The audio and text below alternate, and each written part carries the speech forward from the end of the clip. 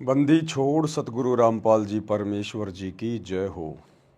परमपिता परमात्मा सारी सृष्टि के रचनहार कुल मालिक असंख्य ब्रह्मांडों के स्वामी जगत गुरु तीनों लोकों में प्रवेश करके सबका भरण पोषण करने वाले राजाधिराज आत्माधार नाथों के नाथ देवों के देव महादेव सर्वेश्वर महेश्वर मृत्युंजय अजरो अमर आदि अनादि सनातनी प्रभु जगत पिता जगदीश्वर श्री श्री 1008 की उपाधि के वास्तविक अधिकारी अकाल मूर्त शब्द स्वरूपी राम वासुदेव सर्वगतम ब्रह्म परम पूज्य प्रथम पूज्य परम संत परम पुरुष परम धनी परम दयालु सत्य कबीर हक्का कबीर अल्लाहु कबीर अल्लाहु अकबर बाखबर अल्लाह ताला जगत के तारणहार जगत के मुक्तिदाता जगत के जगन्नाथ हारे के सहारे हिंदुओं के राम मुसलमानों के अल्लाह सिखों के वाहिगुरु ईसाइयों के मसीह दया के सागर दया निधि करुणा के सागर करुणा निधि स्वयंभू परिभू संकट मोचन कष्ट हरण मंगल करण दुख भंजन अविगत कबीर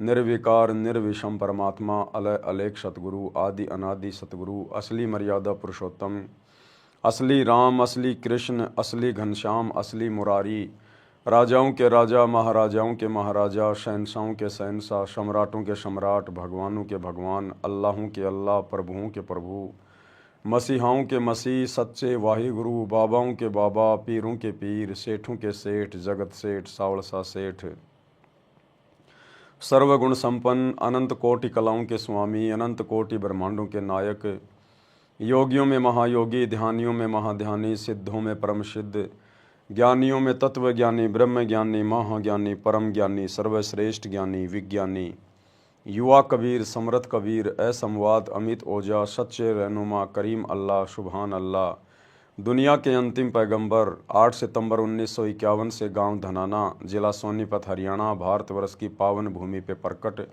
रियल कल की भगवान श्री नारायण साकार हरि श्री बाबा साहेब नूर अनंत परमात्मा संत शिरोमणि सतगुरु रामपाल जी परमेश्वर जी के चरण कमल में साध संगति से जुड़े हुए देश विदेश से आप और हम सभी सत्सेवक भाई बहनों का अनंत कोटि दंडवत प्रणाम।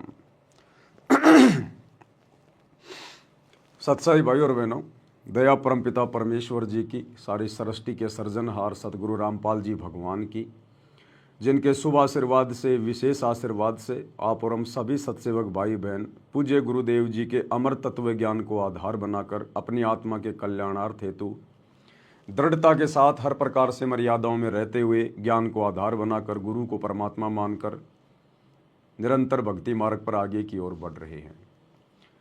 भाई और बहनों, दया है पूज्य गुरुदेव भगवान की जो कि उन्होंने हमें अपने मिशन साध संगति से जोड़ा, हमें अध्यात्म की वो जानकारी करवाई, भक्ति मार्ग के वो गूढ़ रहस्य जो परमेश्वर ने अभी तक उजागर नहीं किए थे अब धीरे धीरे उजागर हो रहे हैं। सतगुरु रूप में स्वयं कबीर परमात्मा धरती पे प्रकट है और उन्होंने आशीर्वाद देकर हमसे अपनी पहचान करवाई है। तो ये आप और हमारा बहुत बड़ा सौभाग्य है क्योंकि ये आत्मा अनंत युगों से इस परमेश्वर की शरण में आ रही है, भक्ति कर रही है, लेकिन यूं ही धोखा खा रही है सिर्फ एक बात के कारण कि हम अपने गुरु को परमात्मा नहीं मान पाते। जिस युग में ये परमात्मा आता है, ज्ञान देता है, उपदेश देता है, हम ज्ञान भी सुनते हैं, उपदेश भी लेते हैं, भक्ति भी करते हैं, लेकिन परमात्मा उन्हीं ब्रह्मा विष्णु महेश को या देवी देवताओं को मानते रहते हैं। हम अपने गुरु जी को देवी देवताओं से ऊपर भी नहीं मान पाते। लेकिन ये कलयुग की बिचली पीढ़ी का ही एकमात्र ऐसा समय होता है जो परमेश्वर ने भक्ति युग के नाम से इसको रखा होता है और इस कलयुग की बिचली पीढ़ी में ही आत्माएं गुरु को परमात्मा के रूप में स्वीकार कर पाती हैं क्योंकि परमेश्वर हमें हर प्रकार से शिक्षित करते हैं। सर्व धर्मों के सर्व धर्मशास्त्रों से हमें प्रमाण दिखाते हैं, काल की वास्तविक स्थिति से परिचित करवाते हैं और ये सारी बातें सुनकर समझकर फिर हम मानव शरीरधारी स्त्री पुरुष फिर बुद्धि विवेक का इस्तेमाल करके फिर हम ये निर्णय करते हैं कि ये ज्ञान देने वाला कोई इस लोक का प्राणी नहीं हो सकता। सतगुरु कोई सामान्य व्यक्ति नहीं हो सकता, हमारे जैसा कोई मानुष नहीं हो सकता, माँ के गर्भ से जन्म लेकर आया हुआ कोई प्राणी नहीं हो सकता। इस काल को पूरी तरह से सृष्टि रचना का ज्ञान नहीं है, अक्सर पुरुष को सृष्टि रचना का ज्ञान नहीं है, तो भला इनके लोकों में जितने भी प्राणी हैं इनको कैसे ज्ञान होगा।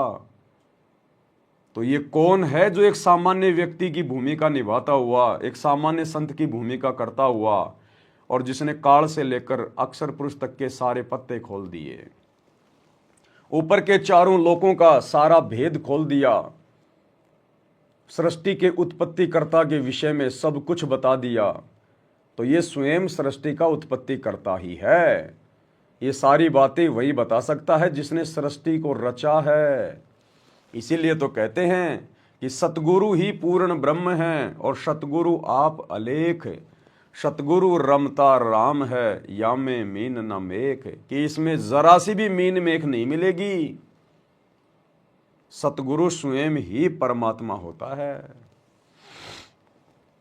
तो भाई और बहनों, आप और हमारा सौभाग्य जो गुरुदेव ने हमें सद्बुद्धि दी, अपनी पहचान करवाई, अन्यथा उनके लाखों की संख्या में भगत हैं, उनकी भी बुद्धि अभी तक पूरी तरह से खुली नहीं है। सतलोक आश्रमों से जुड़े हुए लाखों भगत भाई बहन, गुरुदेव का कलयुगी परिवार, ये कोऑर्डिनेटर जिनको हम पता नहीं क्या तोप समझते थे, इनको भी अपने गुरुजी की वास्तविक स्थिति का पता नहीं है। अगर इनको अपने गुरुजी में परमात्मा दिखाई देने लग जाता, या ये लोग अपने गुरुजी को परमात्मा मान लेते, तो फिर जो इनके महीने में वो नकली कबीर, दाढ़ी मूंछ वाली नकली कबीर की फोटो को परमात्मा मान के उसका प्रगट दिवस ना मनाते। तो अभी तक ये लोग अपने गुरुजी को केवल अपने जैसा मानुष मानते, मानुष, माँ के गर्भ से जन्म लेकर आया हुआ एक जीव मानते हैं। जुबान से चाहे कुछ भी डींग मारो, हमारे गुरुजी परमात्मा हैं, कबीर जी हैं, सतगुरु रामपाल जी भगवान की जय, जुबान से चाहे कितने डींग मारो, कितनी औपचारिकता निभा लो, उससे परमात्मा प्रसन्न नहीं होता। परमात्मा प्रसन्न होगा हृदय से, आत्मा से, अपने गुरु को परमात्मा मानने से।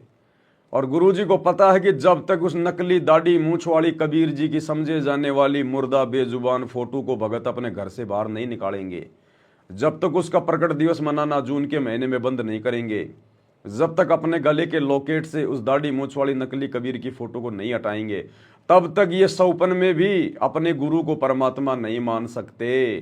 क्योंकि गुरु अंतर्यामी है, उससे छुपाया नहीं जा सकता।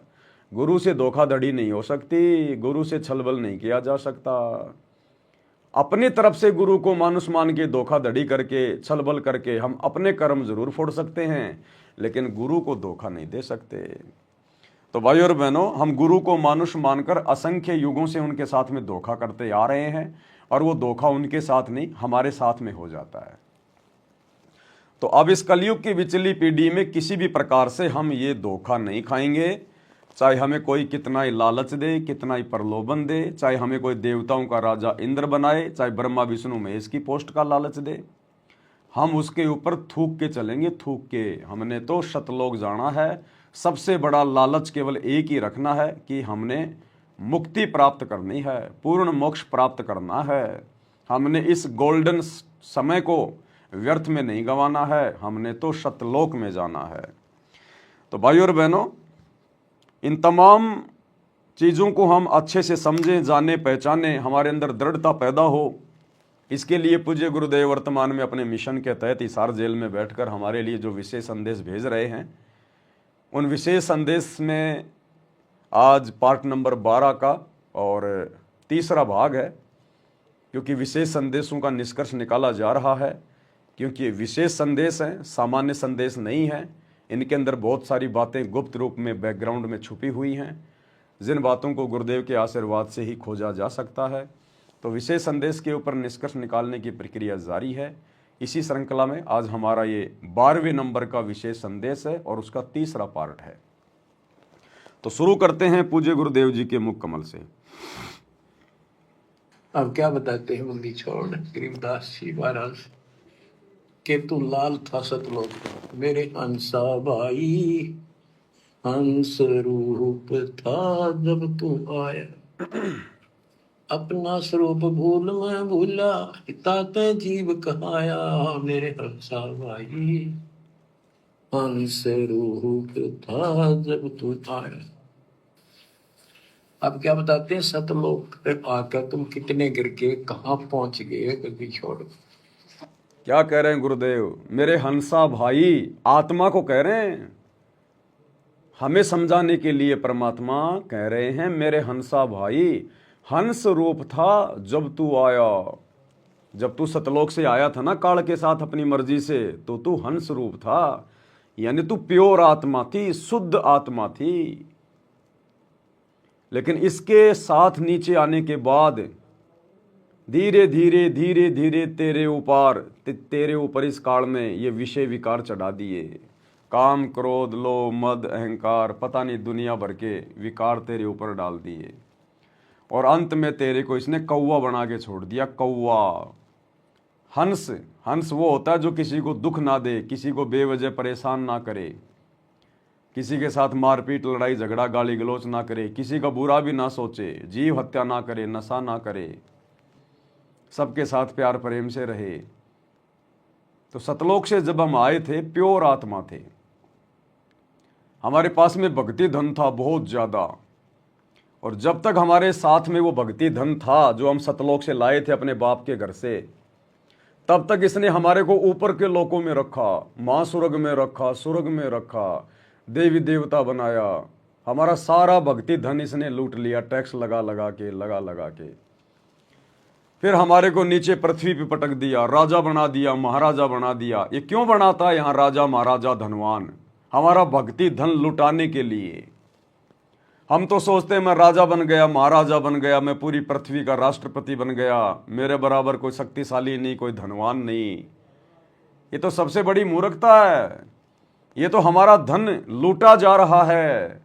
हमें ऊंचे ऊंचे पद देकर, हमें बड़े बड़े अरबपति खरबपति बनाकर, बड़ी बड़ी फैक्ट्रियां लगवाकर हमारा धन काल के द्वारा लूटा जा रहा है। और हमें आगे के लिए भिखारी बनाया जा रहा है।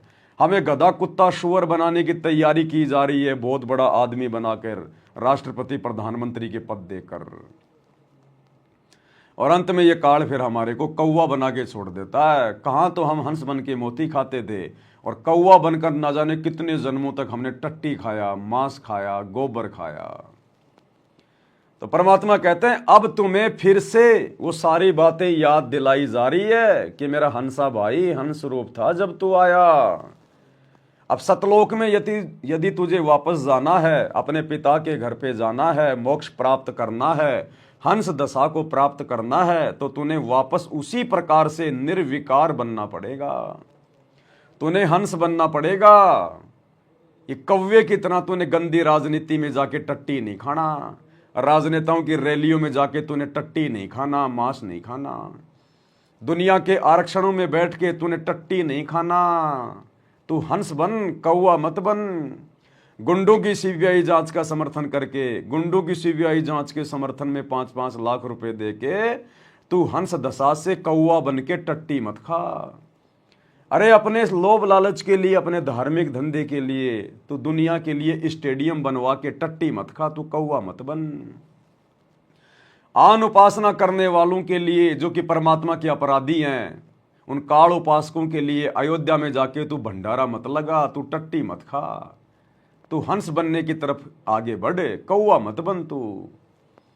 अरे भैया, तू जाटों की धर्मशाला में करोड़ों रुपया भक्तों का बर्बाद करवा के, उनका 5वां फ्लोर बनवा के तू टट्टी मत खा, तू हंस बन। अरे झूठी मान बढ़ाई में अपने गले में माला डलवा के तू टट्टी मत खा, तू हंस बन, आगे बढ़ने का प्रयास कर। मेरे हंसा भाई, हंस रूप था जब तू आया। और अब सतगुरु मिल गया, सारा ज्ञान दे दिया, हमारी वो गलतियां बता दी, गलतियां कैसे सुधारोगे वो रास्ता बता दिया। और फिर भी हम जानबूझ के टट्टी खा रहे हैं, भगत होकर भी टट्टी खा रहे हैं, सारे वही कुकर्म कर रहे हैं जो काल चाहता है। काल हमारी मर्यादा तोड़वाना चाहता है, हमें अपने जाल में फंसाने के लिए जो कुकर्म करवाना चाहता है, हम उसके वशीभूत होकर उसी की गोद में बैठकर कौवे बनकर भगत होकर भी टट्टी खा रहे हैं सारे कुकर्म करके गुरुजी की गैर हाजिरी में। तो गुरुजी समझा रहे हैं, बेटा कम से कम अब तो समझ, अरे किसी भी प्रकार के लोभ लालच में मत आ। जब तू यहां पर छोटे छोटे लोभ लालच के चक्कर में पड़ के टट्टी खा रहा है, तो जब तू त्रिकुटी पे खड़ा होगा, जहां तेरी फाइनल परीक्षा होगी, वहां तो तू पता नहीं क्या क्या खा लेगा। अरे जब तू यहां 2 कोटी के राजनेताओं की रैलियों में धक्के खा सकता है, तो वहां जब ब्रह्मा विष्णु महेश की रैली निकल रही होगी तो 2 मिनट में जा खड़ा होगा, 2 मिनट में जा खड़ा होगा तू तो। जब तू यहां भगत होकर और अपने दुनिया वाले वो लोग जिनका भक्ति से कोई मतलब नहीं, गुरुजी से कोई मतलब नहीं, जिनकी कोई क्रिया, कोई परंपरा, कोई नियम मर्यादा हमारे से मेल नहीं खाती, तो उन जाटों के साथ जाके उनकी धर्मशाला बनवा रहा, भाईचारा निभा रहा, गले में माला डलवा रहा है। अगर तुझे त्रिकुटी पे छोटा मोटा कोई देवता का कोई पद दे दिया जाए तो तुरंत गले में माला डलवा लेगा वहां पे। जब तू यहां इस काल के झूठे मान सम्मान से पीछे नहीं हट रहा, तो त्रिकुटी पे कैसे हटेगा जब तुझे इतने बड़े बड़े पद देने के लालच दिए जाएंगे। तो गुरुजी हमारी रिहर्सल करवा रहे हैं, गुरुजी हमारी परीक्षा ले रहे हैं कि बेटा जब तू यही फेल हो रहा है तो त्रिकुटी पे क्या तू खाक पास हो जाएगा, वहां तो तू 2 मिनट में टट्टी खाने के लिए जा बैठेगा काल की गोद में। और भाई और बहनों, वर्तमान में परमात्मा अपनी आत्माओं को जो भी अनुभव करवाते हैं, जो भी उनको खुली आंखों से दिखाते हैं, वो परम सत्य होता है और हम भगत भाई बहनों की परीक्षा के लिए होता है। परमात्मा उन संदेशों के माध्यम से, उन भाई बहनों के माध्यम से आप और हम सत्सेवकों को दृढ़ करने के लिए वो संदेशे भिजवाते हैं। बीच बीच में गुरुजी हमें चेक करते रहेंगे हर प्रकार से कि अभी इनके अंदर कोई लोभ लालच है या नहीं है, कोई मान बड़ाई अहंकार है या नहीं है, ये मेरे ज्ञान को समझ पाए या नहीं समझ पाए, इस काल की किसी भी चीज में, किसी भी झूठी चीज में इनकी आसक्ति है या नहीं है। तो परमात्मा हमें चेक करेंगे हर प्रकार से। तो कल जूली बहन की एक ऑडियो आई 5 मिनट की, परमात्मा ने खुली आंखों से उसको दिखाया जब वो भोग लगा रही थी। परमात्मा हम सत्सेवक भाई बहनों की परीक्षा ले रहे हैं। गुरुजी कह रहे हैं कि बच्चों मैं सतलोक जा रहा हूं, कौन कौन चलेगा? तो सारे के सारे भाई बहन गुरुजी के चरणों से लिपट गए, चरणों से लिपट गए परमात्मा के, हम चलेंगे हम चलेंगे। अब गुरुजी लोभ लालच देने लगे। गुरुजी ने एक तरफ सोने चांदी का ढेर लगा दिया। अरे बोलो क्या करोगे तुम, ये सोना चांदी लो, ऐश करो, आराम करो, यहां रहो। तो कोई गुरुजी का पैर नहीं छोड़ रहा, नहीं नहीं गुरुजी हम तो सतलोक ही चलेंगे, हम तो थूकते हैं इसके ऊपर। फिर गुरुजी ने और लोभ लालच दिए।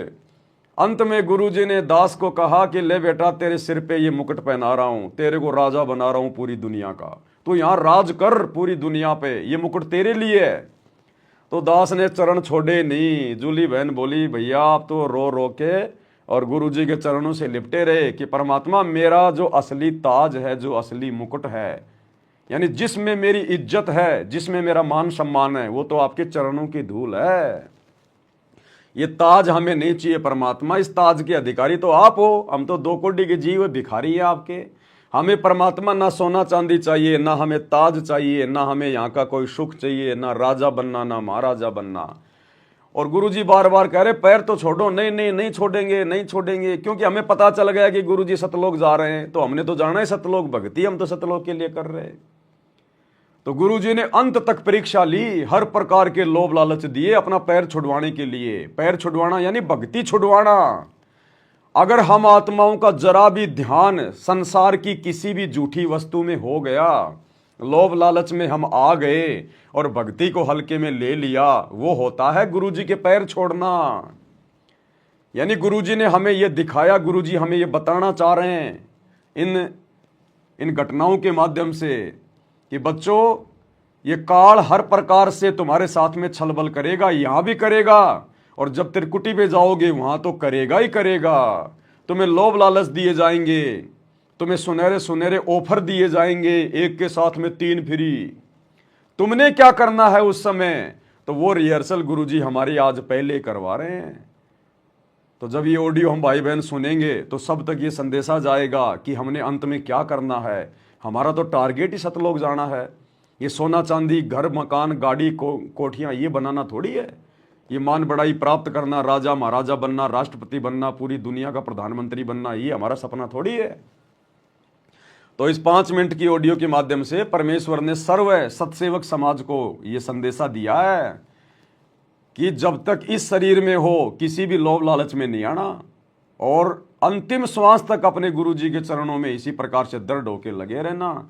और जब त्रिकुटी पे जाओगे तो वहां ये काल ना जाने क्या क्या प्रलोभन देगा, क्या क्या लोभ देगा, क्या क्या सवारत दिखाएगा। तो आपने केवल अपने गुरु जी के चरणों से ही लिपटे रहना है। केवल मोक्ष प्राप्ति के लिए ही आपने हर प्रकार से प्रयत्न करना है। तो छोटी सी ऑडियो है जो हमें शिक्षा दे रही है, हमने सुनना चाहिए ध्यान से। बंदी छोड़ सतगुरु रामपाल जी भगवान जी की जय हो। जय हो बंदी छोड़ की लौट कोनी और की। सत्ताई भाई जी दासी अभी परमात्मा जी को छोटी भोग आरती के साथ में भोग लगा रही थी, तो मालिक जी ने दर्शन दिए, परमात्मा जी ने दिखाया है। परमात्मा जी बैठे हैं बेड पे, आप जी के घर पर बेड पर बैठे हैं, और आप जी नीचे उनके चरणों में बैठे हो, और उनके चरण, एक चरण को पकड़ के आप खूब रो रहे हो, मतलब बहुत जोर जोर से रो रहे हो, उनके चरणों को छोड़ नहीं रहे हो।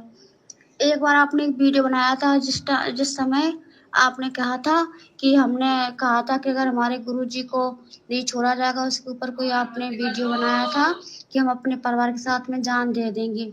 तो परमात्मा ने सपने में आकर के कहा था, सामने प्रकट होकर के, कि बच्चा हमने तुम्हें भक्ति के लिए जीवन दिया है, खत्म करने के लिए। ऐसी उसी तरह से उसमें आप हो रहे हो, इसी तरह से आप खूब रो रहे हो। परमात्मा जी चरण पकड़े हो, जैसे आप कहते हो नहीं हो कि जैसे परमात्मा जी कहीं जा रहे हो ना, तो हमें चरण पकड़ लेने, छोड़ने नहीं है तो ये घटना क्या थी कि गुरु जी सतलोक जा रहे थे। अब सतलोक है तो हमने जाना। अब गुरु जी हमारी परीक्षा ले रहे थे कि इनकी, देखता हूँ मेरी कि भाई इनकी आस्था कितनी है, इनके अंदर भैया दृढ़ता कितनी है। ये खाली फॉर्मेलिटी कर रहे हैं, मुझे वैसे ही भगवान मान रहे हैं, या फिर इनमें वास्तव में सतलोक जाने की वो तड़प भी है, मुझे वास्तव में परमात्मा मानते कि नहीं मानते। तो गुरु जी ने कहा भैया मैं सतलोक जा रहा हूँ, चलना है क्या? तो दास चरणों के लिपट गया तुरंत उसी समय। अब गुरु जी छुड़ाने का प्रयास कर रहे हैं, परीक्षा ले रहे हैं कि देखा देखी में अपने आप को सतसेवक कह रहे हैं, देखा देखी में मोह माया से दूर होने का ढोंग कर रहे हैं, नाटक कर रहे हैं विषय विकारों से दूर होने का, या फिर इनकी वास्तव में सतलोक जाने की कोई जो है वो कशक भी है। तो गुरुजी ने लोभ लालच देने शुरू कर दिए, सोने चांदी कार, महल car, कोठियों car, Raj Tilak car, ये लोभ लालच देने शुरू कर दिए गुरुजी ने। लेकिन दास ने तो चरण छोड़े ही नहीं। क्या कहा? खूब हंस रहे हैं, बेटा छोड़ो छोड़ो, तुम आप जी नहीं छोड़ रहे हो, कस के पकड़े हो एक चरण को, खूब रो रहे हो, खूब जोर जोर से रो रहे हो, खूब आंसू भी बंद नहीं हो रहे आप जी के हैं, आप खूब रो रहे हो। फिर परमात्मा कह रहे बेटा क्यों चरण पकड़े हो? तब आप जी कह रहे हो दाता आपको छोड़ के जाने नहीं दूंगा, दास को साथ में लेके चलना। तो परमात्मा जी हंस रहे हैं, कह रहे बेटा अगर छोड़ के जाना होता तुम आपके साथ क्यों रहते? 8 साल से आपके साथ में, आप कोई भी भाई बहनों को पैर का नाखून उतरा, आपको कोई कष्ट हुआ? नहीं ना। जैसे सूर्य आसमान में रहता है और सब जगह उसकी ऊर्जा होती है, इसी तरह तुम्हारा गुरु कहीं भी हो तुम्हारे साथ में, क्योंकि तुमने महसूस किया है, अपने गुरु को जाना है, उनकी महिमा को समझा, उनकी शक्ति को समझा, उनको समझा कि वो कौन शक्ति है। कबीर जी स्वयं सतगुरु रामपाल जी भगवान जी के रूप में प्रकट हैं। तो हम आपको छोड़कर क्यों जाएंगे? पर आप चरण नहीं छोड़ रहे हो, खूब खूब रो रहे हो, बिल्कुल भी चरण नहीं छोड़ रहे हो, परमात्मा खूब खींच रहे हैं अपने चरण को, फिर भी आप नहीं छोड़ रहे हो। फिर परमात्मा ने जी ने दिखाया, एक तरफ आपके लिए बहुत सोना चांदी एकदम सुनहरा सारा सामान है, माया एकदम इकट्ठी कर दी, और एक साइड में आपके लिए 56 प्रकार के भोजन रख दिए हैं। परमात्मा कह रहे बता इनमें से क्या चीज मंजूर है, आप जो चीज चाहिए आप ले सकते हो। आप जी कह रहे दास को आपकी चरणों की धूल चाहिए, आपके चरणों को धो धो करके दास पीता रहेगा। हमारे लिए 56 प्रकार का भोजन आपकी चरणों की धूल है, इसी को चाटते रहेंगे, हमारे लिए ये, हमें माया नहीं चाहिए दाता, हम इस पे थूकते हैं। परमात्मा ने 3 बार कहा ले लो, आप जी ने मना कर दिया नहीं मालिक क्षमा करना, आपकी हर बात दास मानेगा पर यह बात आपकी दास बिल्कुल नहीं मानेगा। और फिर आपने वो ना तो मतलब 56 प्रकार के भोजन में हाथ लगाया, ना ही अपने माया में हाथ लगाया। परमात्मा कह रहे चलो ठीक है, और भी सब भाई बहन बैठे हैं इसी तरह से, वो भी कर रहे हैं जैसे आप कर रहे हो। फिर परमात्मा ने कहा चलो ठीक है, आप हमसे कितना प्यार करते, कितना प्रेम करते, हमारे लिए अपना अपना दिल निकालो। अब परमात्मा ने देखा भैया ये सत्सेवक माया में तो नहीं उलझ रहे, सोने चांदी हीरे मोती 56 प्रकार के भोजन इनको मैंने कह दिया कि ले लो जी भर के, जितना लेना उतना ले लो, कोई दिक्कत नहीं, तुम्हारे लिए है। तो किसी ने भी हाँ नहीं भरी, सब गुरुजी के चरणों से लिपटे हुए कि नहीं गुरुजी हम तो आपके चरणों में रहेंगे, आपके चरणों की धूल ही हमारे लिए 56 प्रकार का भोजन है, दुनिया का सारा सुख है। तो फिर गुरुजी ने आगे क्या कहा कि देखता हूं देखे तुम मेरे लिए कितना क्या करते हो। बोला मुझे सब अपना अपना दिल निकाल के दो, दिल निकाल के। अब देखो हमारी ये परीक्षा होती है भाई और बहनों, अब हमने अपने दिल में तो गुरुजी को बैठा रखा है भाई, घटी हिम गंगा घटी हिम जमुना घटी हिम जगदीश सतगुरु तारेंगे, तो हमारे दिल में तो गुरुजी विराजमान है। अब दिल को हम कैसे निकाल के दे दें, दिल को हम कैसे काट दें, हम अपने गुरुजी को तो नहीं काट सकते ना भाई। जैसे गुरुजी किसी सिंहासन पे बैठे हैं और गुरुजी कहें कि देखता हूं तुम मुझे कितना मेरी आज्ञा का पालन करते हो, इस सिंहासन को काटो, तो जब तक गुरुजी सिंहासन पे बैठे हैं हम कैसे उस पर तलवार मार सकते हैं। तो गुरुजी तो हमारे दिल में बैठे हैं भाई, तो हम कैसे अपने दिल को निकाल के दे दें। तो दिल निकालने के लिए दास ने मना कर दिया और चक्कू लेके और अपनी छाती फाड़ दी कि परमात्मा बाकी देख लो, आप ही बसे हो, सारा सब कुछ आपका ही है। और सभी भगत भाइयों बहनों ने ऐसे चक्कू निकाल के अपना अपना सीना फाड़ दिया कि परमात्मा दिल में तो आप बैठे हो, नहीं होते तो ये अभी निकाल के दे देते आपको।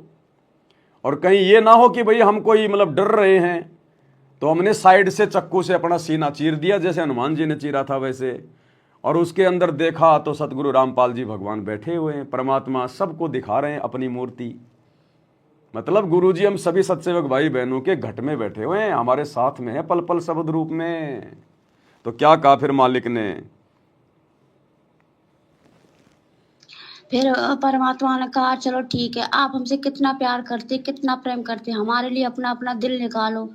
आपने चक्कू उठा लिया और आपसे कह रहे हो मालिक हम दिल तो आपको निकाल के दे देते अगर हमारा होता, पर ये दिल हमारा नहीं, ये तो आपका है। इस हृदय में आप विराजमान हो, आपका निवास है, और हम उस स्थान को हानि नहीं पहुंचा सकते जहाँ पे आप विराजमान हो। आपको हानि पहुंचाने से पहले हमारे शरीर के कतरे टुकड़े टुकड़े हो जाए, टुकड़े होकर गिर पड़े, हमारे शरीर से सांसें छूट जाएं, पर हम आपको हानि नहीं पहुंचा सकते। और अच्छा ये तो सौपन की बातें हैं, सौपन भी नहीं कह सकते क्योंकि परमात्मा ने खुली आंखों से दिखाया बहन को। लेकिन ये बात मान लो अगर गुरुदेव भगवान इस कुत्ते को अगर डायरेक्ट कहें वैसे आमने सामने आके हकीकत में कि बेटा अपना दिल निकाल के दे दे, तो भाई और बहनों उस समय दिमाग नहीं लगाया जाएगा कि दिल में परमात्मा बैठे हैं, दिल में गुरुजी बैठे हैं। उस समय तो आदेश क्या है गुरुदेव का, इतना दिमाग नहीं लगाया जाता। फिर वो तुरंत मार दो चक्कू, उसमें कुछ नहीं, फिर आगा पाछा नहीं देखा जाता उसमें। ये तो परमात्मा ने हमें समझाया है कि भगत ने थोड़ा बहुत विवेक का भी इस्तेमाल करना चाहिए, क्योंकि परमात्मा हृदय कमल में रहता है। इस मानव शरीर में परमात्मा का निवास कहाँ पर है, हृदय कमल में रहता है परमात्मा। तो जिस जगह पे हमारे गुरुदेव भगवान बैठे हैं उस जगह को हम चोट थोड़ी पहुंचा सकते हैं। जिस चेयर पे हमारे गुरुजी बैठे हैं उस चेयर को हम लोग उठा के बाहर थोड़ा ना जो अमल की फेंक सकते हैं। तो देखो ये वास्तव में हकीकत होती हैं, ये बातें बिल्कुल सत्य हैं। क्योंकि दास को अगर वैसे परमात्मा कहें, किसी भी भाई को कहें, सत्सेवक को, तो इतना दिमाग हम नहीं लगाएंगे। लेकिन जूली बहन के माध्यम से परमात्मा देखो हमें मतलब विवेक का भी थोड़ा बहुत वो दे रहे हैं नॉलेज, कि हृदय कमल में तो परमात्मा बैठा होता है, इसलिए ये हृदय अब तुम्हारा नहीं है, ये हृदय तो भगवान का है। जिस चीज में भगवान आके विराजमान हो गया वो तुम्हारा कहाँ रह गया, वो तो तुम्हारे गुरुजी का हो गया, परमात्मा का हो गया। तो वो तो समझो तुमने गुरुजी को दे ही दिया, और बाकी सीना फाड़ के भाई बहनों ने दिखा दिया परमात्मा को कि भाई कहीं गुरुजी ये ना सोचें कि हम लोग डर रहे हैं कहीं कि भाई हम लोग मतलब सीना नहीं फाड़ सकते, वो नहीं कर सकते, दिल निकाल के नहीं दे सकते। तो बाकी भाइयों ने चक्कू ले लेके और अपने हनुमान जी की तरह सीने फाड़ दिए।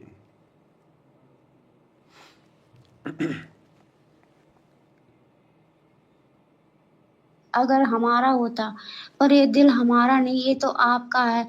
इस हृदय में आप विराजमान हो, आपका निवास है, और हम उस स्थान को हानि नहीं पहुंचा सकते जहाँ पे आप विराजमान हो। आपको हानि पहुंचाने से पहले हमारे शरीर के कतरे टुकड़े टुकड़े हो जाए, टुकड़े होकर गिर पड़े, हमारे शरीर से सांसें छूट जाएं, पर हम आपको आपको हानि नहीं पहुंचा सकते। और अगर आप कहो तो हम आपको सीना फाड़ के दिखाएंगे। तो आपने एकदम चक्कू सीने में मारा, जैसे हनुमान जी के हृदय में राम जी विराजमान थे, उसी तरह से परमात्मा सतगुरु रामपाल जी भगवान जी आपके हृदय में विराजमान है और मुस्कुरा रहे हैं। दासी ने देखी तस्वीर, ऐसी तस्वीर है, पैजामा कुर्ता पहने, उस पर काले कलर का, उस पर वो डाले हुए हैं वो, अच्छा, और आगे से आशीर्वाद दे रहे हैं, वो वाली तस्वीर आपके हृदय में है। सभी सत्यभक्त भाई बहनों के हृदय में ऐसी, सबने अपने अपने हृदय को ऐसे देखा, तो परमात्मा खुश हुए, देख के खूब हंस रहे। पर आप चरण नहीं छोड़ रहे, चरणों को पकड़े हुए हो। परमात्मा कह रहे हमें ये देखना था और ये परीक्षा लेनी थी कि सच में आप हमारे साथ जाने के योग्य हुए हो या फिर दिखावा कर रहे हो। अभी तो तुम कह रहे हम परमात्मा को भगवान मानते, और कहीं हम ऐसा मतलब एक झटका मारे तो आप सबके सब गिर जाओ, और आप सब पास हुए इस परीक्षा में। आप सच में हमें भगवान मानते हो। तो आप जी कह रहे हो परमात्मा शरीर का हर टुकड़ा टुकड़ा, रोम रोम, खून का कतरा कतरा आपको भगवान मानता है। हम आपको नहीं छोड़ सकते। कितने असंख्यों युग निकल गए भटकते भटकते, अब जाके आपने हम नीचों पे अपनी दया बख्शी, आपने पहचान कराई मेरे मालिक। हमारी तो क्या औकात, हम तो मिट्टी के पुतले हैं। आपकी दया कृपा से आपने अपनी पहचान कराई है मालिक, हम आपको नहीं छोड़ सकते। फिर परमात्मा जी कह रहे हैं कि आप जी चरण नहीं छोड़ोगे और हम चलेंगे तो हमारे साथ आप भी खचरोगे, तो आपको चोट लगेगी।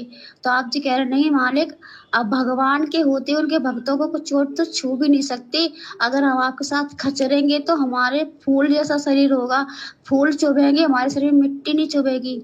जिस स्थान पर आप अपने चरण रखते हो वो वहाँ पे मिट्टी कंकड़ नहीं होते, वो फूल बन जाता है। और फूल में चलने से कैसी चोट, पर आपने चरणों को छोड़ा नहीं और रोए जा रहे हो।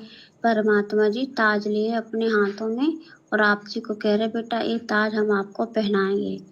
आप जी ने हाथ जोड़कर दंडवत प्रणाम करके आपने मना कर दिया कि हे परमात्मा इस दास को क्षमा करना, इस ताज के अधिकारी आप जी हो, ना कि ये दास, ये तो कुत्ता है।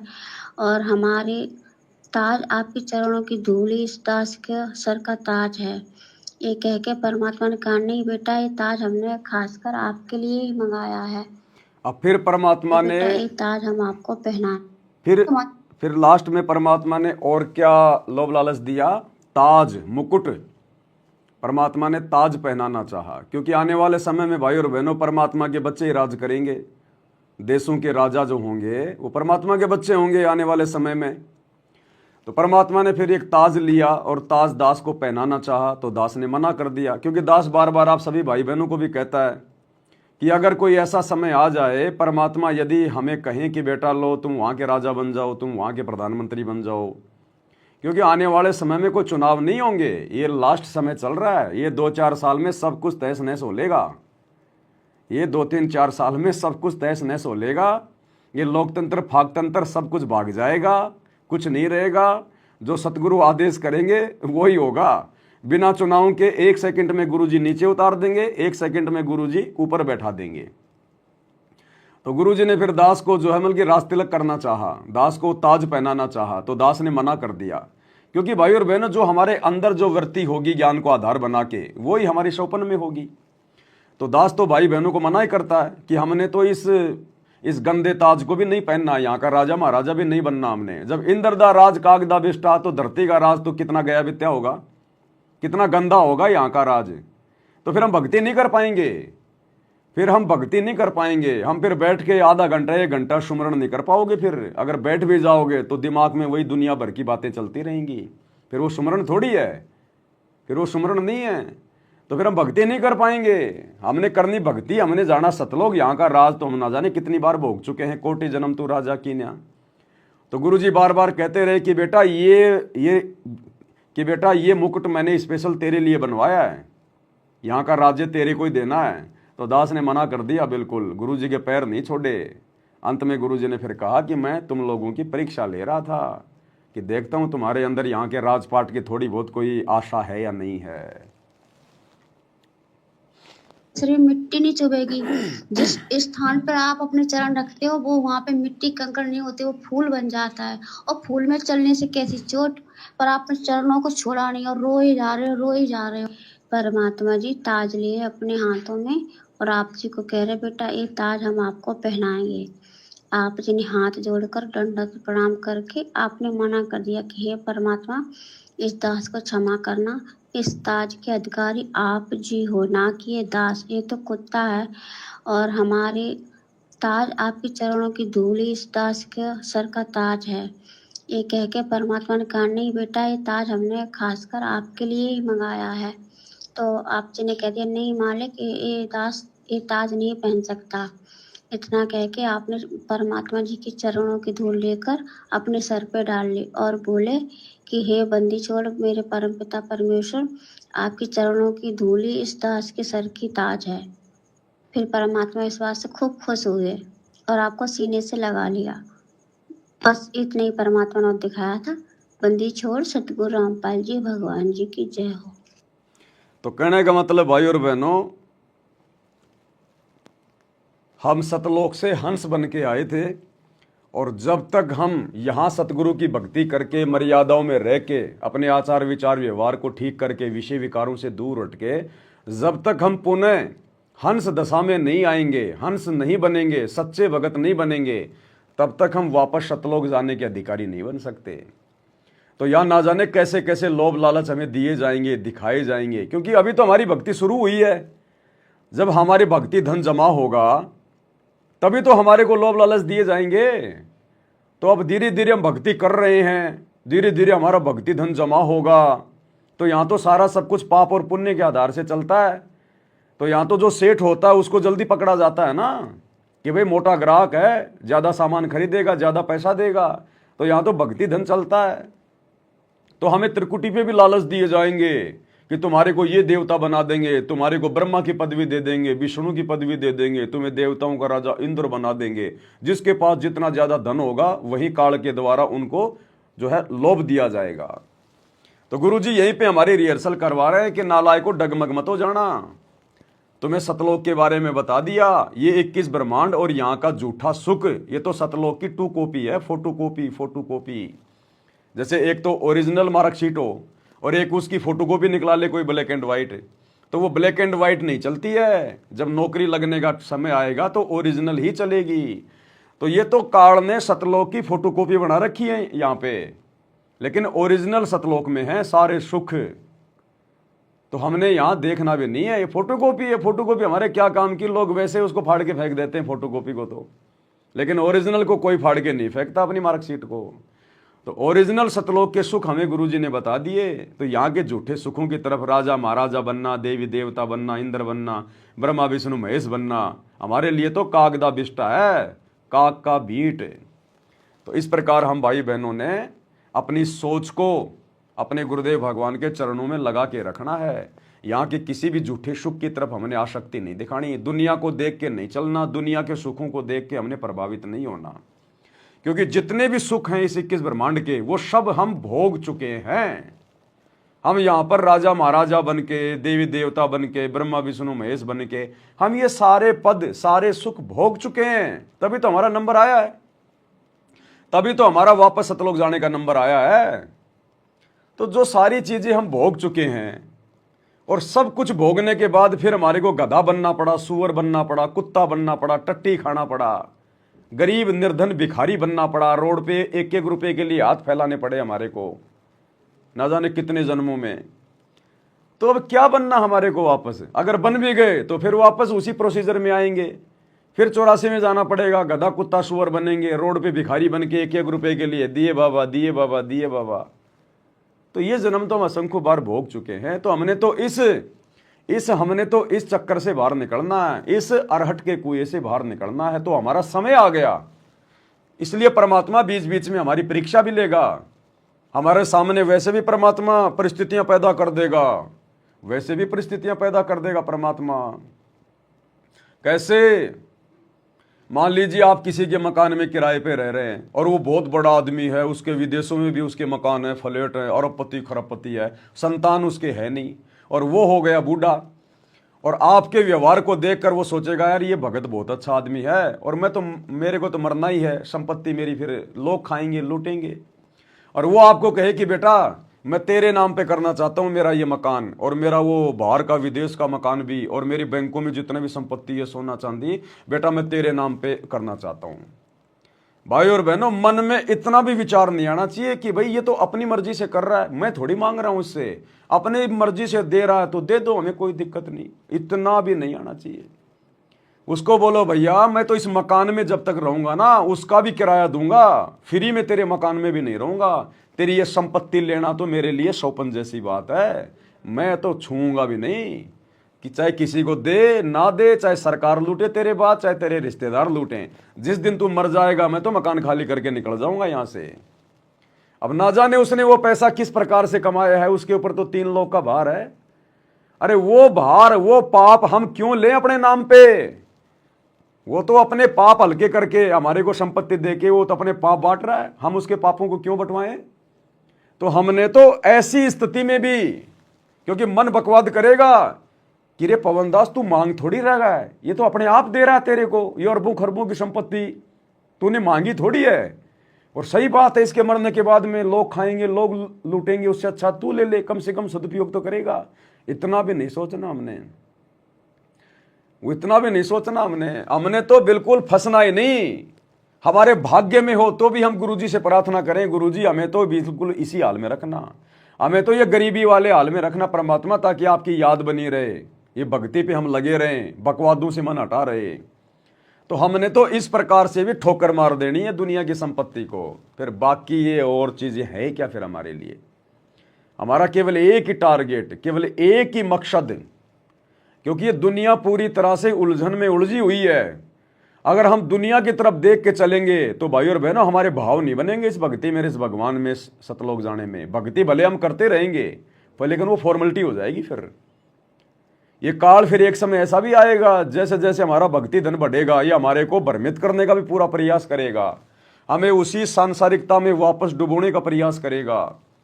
आज आपके रिश्तेदार जो आपसे नाराज होते हैं, आपको पता नहीं क्या समझ रहे हैं, ठग है, लुटेरा है, झूठा है, बाबा के चक्कर में पड़ गया, मेंटल हो गया, मूर्ख हो गया। कल को जब हमारी भक्ति बढ़ेगी, परमात्मा हमें सर्व सुख देगा यहाँ के, उसके बाद वो रिश्तेदार भी तुम्हारे पास आना शुरू हो जाएंगे, तुम्हें बहुत बड़ा भगत कहेंगे, तुम्हारी बड़ी इज्जत करेंगे। हमने उन रिश्तेदारों की पतलून में नहीं घुसना, फिर हमने हमारे टारगेट को नहीं भूलना। हमारा टारगेट मोक्ष प्राप्ति है, मान बढ़ाई प्राप्त करना नहीं है। वो रिश्तेदार चाहे आओ चाहे जाओ, चाहे जो मर्जी, चाहे मान बढ़ाई करो चाहे जो मर्जी करो, हमने ध्यान नहीं देना उस तरफ बिल्कुल भी। हमने हमारे पिछले दिनों को याद करके, गधे कुत्ते सुअर वाले जन्मों को याद करके, 84 लाख योनियों के कष्टों को याद करके, नरक कुंड को याद करके जो असंख्य बार भोग चुके हैं, तपस्शिला असंख्य बार भोग चुके हैं, इन सब चीजों को याद करके हमारा टारगेट सतलोक होना चाहिए। तो काल हमें फंसाने का भी प्रयास करेगा, हमें यहां सुख भी होंगे आने वाले समय में। ये ना सोचो कि आज हम दुखी है तो ऐसे ही हम दुखी रहेंगे, नहीं। ये परमात्मा जैसे जैसे हमें ज्ञान देगा हमें सुख भी देगा परमात्मा, क्योंकि ये भक्ति परमात्मा अपने हिसाब से करवाएगा। नादान बच्चे को धन नहीं दिया जाता, पैसा नहीं दिया जाता। माता पिता घर से बाहर जा रहे होते हैं तो अपने समझदार बच्चे को घर की चाबी दे के जाते हैं, उस 2 साल के नादान बच्चे के हाथ में चाबी दे के नहीं जाते।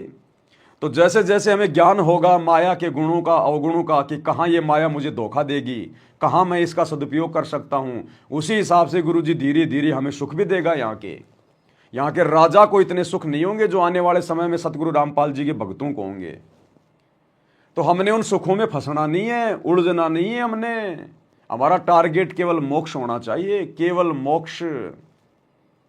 हमें सब कुछ याद होना चाहिए, गुरुजी का प्रयत्न हमारे को पल पल आंखों के सामने होना चाहिए कि मेरे गुरुजी का मिशन क्या है। 10 साल से मेरे गुरुजी जेल में क्यों बैठे रहे, मेरे लिए गुरुजी पुलिस वालों की गाड़ियां क्यों खाई, उनके डंडे क्यों खाए गुरुजी ने। 10 साल से मेरे भगवान 10/12 की उस कोठड़ी में क्यों बैठे रहे, नीचे फर्श पे क्यों सोते रहे। हमने अपने गुरुजी के प्रयासों को, उनके संघर्ष को हमेशा ध्यान रखना है। चाहे गुरुजी अपने बच्चों को राजा बना दे, चाहे गुरुजी सोने के पलंग पे सुलाए अपने बच्चों को, लेकिन हमने अपने गुरुजी के संघर्ष को, उनके उन पुराने दिनों को, जो उन्होंने कष्ट उठाए, 21 महीने रोहतक की जेल में गुरुजी के छाती के बाड़ तक जो है मतलब उखाड़ लिए गए थे रिमांड के दौरान। पूरी जेल में गुरुजी से झाड़ू लगवाई जाती थी रोहतक जेल में। आज हिसार जेल में गुरुजी को कैदी नंबर 105 का वो दे के बिल्ला और गुरुजी से पौधों में पानी डलवाया जाता है। आज गुरुजी बागवानी का काम कर रहे हैं हिसार जेल में, क्योंकि जो कैदी होता है जिसको सजा हो जाती है फिर उसको काम करना पड़ता है। प्रशासन ये नहीं देखता ये संत रामपाल जी हैं या कोई बहुत बड़े कोई नेता हैं। तो गुरुजी को वहां पर पेड़ पौधों में पानी देने का, उनको खोदने का, उनमें खाद देने का काम दिया गया है। गुरुजी वहां पर पौधों में पानी डालते हैं, उनके अंदर मिट्टी लेके खुरपार उनसे वो करते हैं गुरुजी वहां पर। तो हमने अपने गुरुजी के वर्तमान के संघर्ष को ध्यान में रखना है, जो दुख परमात्मा हमारे लिए उठा रहे हैं। हम भले कुछ भी बन जाए, कितना सुख हो जाए, अपने गुरुजी के इन दिनों को हमने भूलना नहीं है, और साथ में उन दुखों को जो हमने असंख्य बार 84 लाख योनियों में भोगे हैं। तब जाके हमारा दिमाग सेंटर में रहेगा, नहीं तो ये मन बकवाद करेगा। इसीलिए तो गुरुजी कहते हैं सुख के माथे पत्थर पड़ो जो नाम हृदय से जाए, और बलिहारी उस दुख के ऊपर जो पल पल नाम रटाए। तब जाकर हम सफल हो पाएंगे। ऐसे जाटों के साथ में यारी करना, रिश्तेदारी करना, उनकी धर्मशाला बनवाना, उनकी पतलूल में जाके बैठ जाना, उनसे माला डलवाना, खुशी जाहिर करना, उनके साथ बैठ के भंडारा करना, राजनेताओं की रैलियों में धक्के खाना, राजनेताओं के साथ में घूमना, फोटो खिंचवाना, ये तो काल का षड्यंत्र है, काल का जाल है। हमें परमात्मा ने भगत बनाया है, हमने भगत ही बन के रहना है, बकवादों में पैर नहीं देना हमने। हमारा टारगेट सतलोक है। काल के झूठे सुख प्राप्त करके हमने अपने टारगेट को नहीं भूलना, नहीं तो फिर वही समस्या हमारे सामने आ जाएंगी फिर। तो क्या कहते हैं गुरुदेव, मेरा हंसा भाई हंस स्वरूप था जब तू आया। गरीब लाल से हीरा भया, हीरे से भया मोत, मोती से शीशा भया जब बिसरा जातर भूत। कि वहां तुम लाल था, हंस था, भक्ति से परिपूर्ण, शक्ति से युक्त थे तुम, और यहाँ आकर मोती हो गए, यानी से छोटी कीमत में आ गए, देवता बनकर बैठ गए, अपने कर्म फोड़ दिए। मोती से शीशा भया, यानी कभी कमजोर हो गए तुम, जीव बनकर बैठ गए तुम, बिसरे जात और गोत का अर्थ है परमात्मा, पूर्ण परमात्मा को भूल चुके हो। और यहाँ 24 घंटे कोई जीव सुखी नहीं। गरीब घट में शोक सिलसिला, सूतक बड़ा अंधेरे, ये तुम गिनती के दिए फेर सके तो फेरे। परमात्मा कहते तुम भक्ति करोगे कैसे, इतनी टेंशन कर रखी तुम्हारे दिमाग में, फिर भी ये कहे भक्ति करो, मैं नाम देता हूँ, ये भक्ति करो, धीरे धीरे तुम्हारे सारे ये कष्ट भी मिटेंगे। और इनके अंदर शुरुआत होती है दुख से, शुरू करते हैं इन दुख में। क्या कह रहे हैं गुरुदेव, हम इस भक्ति की शुरुआत दुखों से करते हैं, इन दुखों में भक्ति होगी, सुख में तो बकवाद आएंगी, फिर बकवाद। तो गुरुजी कहते हैं भक्ति की शुरुआत हम दुखों से करते हैं। जो भाई बहन इस भक्ति पर आकर भी अगर थोड़े बहुत अपने आप को दुखी मान रहे हैं, ये उनका सौभाग्य है कि परमात्मा उनको भगत बनाना चाह रहा है। इस भक्ति की शुरुआत दुखों से होती है, और जब आपको ज्ञान हो जाएगा, अपना टारगेट समझ में आ जाएगा, गुरुजी की वास्तविक परमात्मा वाली स्थिति समझ में आ जाएगी, उसके बाद ये परमात्मा हमें सुख भी देगा। ये तो जगत सेठ है, ये भला अपने बच्चों को कैसे गरीब देख सकता है। ये तो तैयार बैठा कि अभी मैं इनको सेठ बना दूं, राजा बना दूं मेरे बच्चों को, लेकिन हम उस योग्य नहीं हैं, हम उस योग्य नहीं हैं। ये थोड़ी कि अगर किसी का बाप अगर करोड़पति है और उसका बेटा अगर 20 लाख मांगेगा तो तुरंत निकाल के दे देगा, ले बेटा 20 लाख रुपए। अगर 100 रुपए मांगेगा तो 25 रुपए पकड़ाता है कि कहीं ये बर्बाद ना कर दे, कहीं हवाबाजी ना करने लग जाए। तो जैसे जैसे हमें भक्ति का ज्ञान होता चला जाएगा, हमें काललोक के कष्टों का ज्ञान होगा, अपने टारगेट का पता चलेगा। जब हमारी सुरती भक्ति के प्रति होगी, हमारी वो तड़प लगेगी, हमें चिंता होने लगेगी, ज्ञान होगा, तब ये परमात्मा धीरे धीरे हमें सुखी करेगा। ये ना सोचना अपनी वर्तमान स्थिति को देखकर कि मैं तो इतना गरीब आदमी हूं, ना कोई काम धंधा है, ना कोई जमीन है, ना खुद का मकान है, परमात्मा देंगे कहां से। क्या सम्मन ने कभी सोचा था सम्मन के जैसा गरीब आदमी उस शहर में कोई दूसरा नहीं था? क्या सम्मन ने कभी सोचा था कि तू इसी जन्म में और इस दिल्ली शहर का 1 नंबर का तू सेठ बन जाएगा?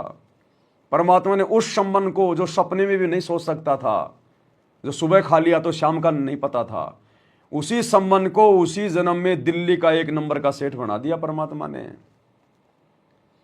तो भाई और बहनों, ये परमात्मा है, ये जब देगा तो छप्पर फाड़ के देगा।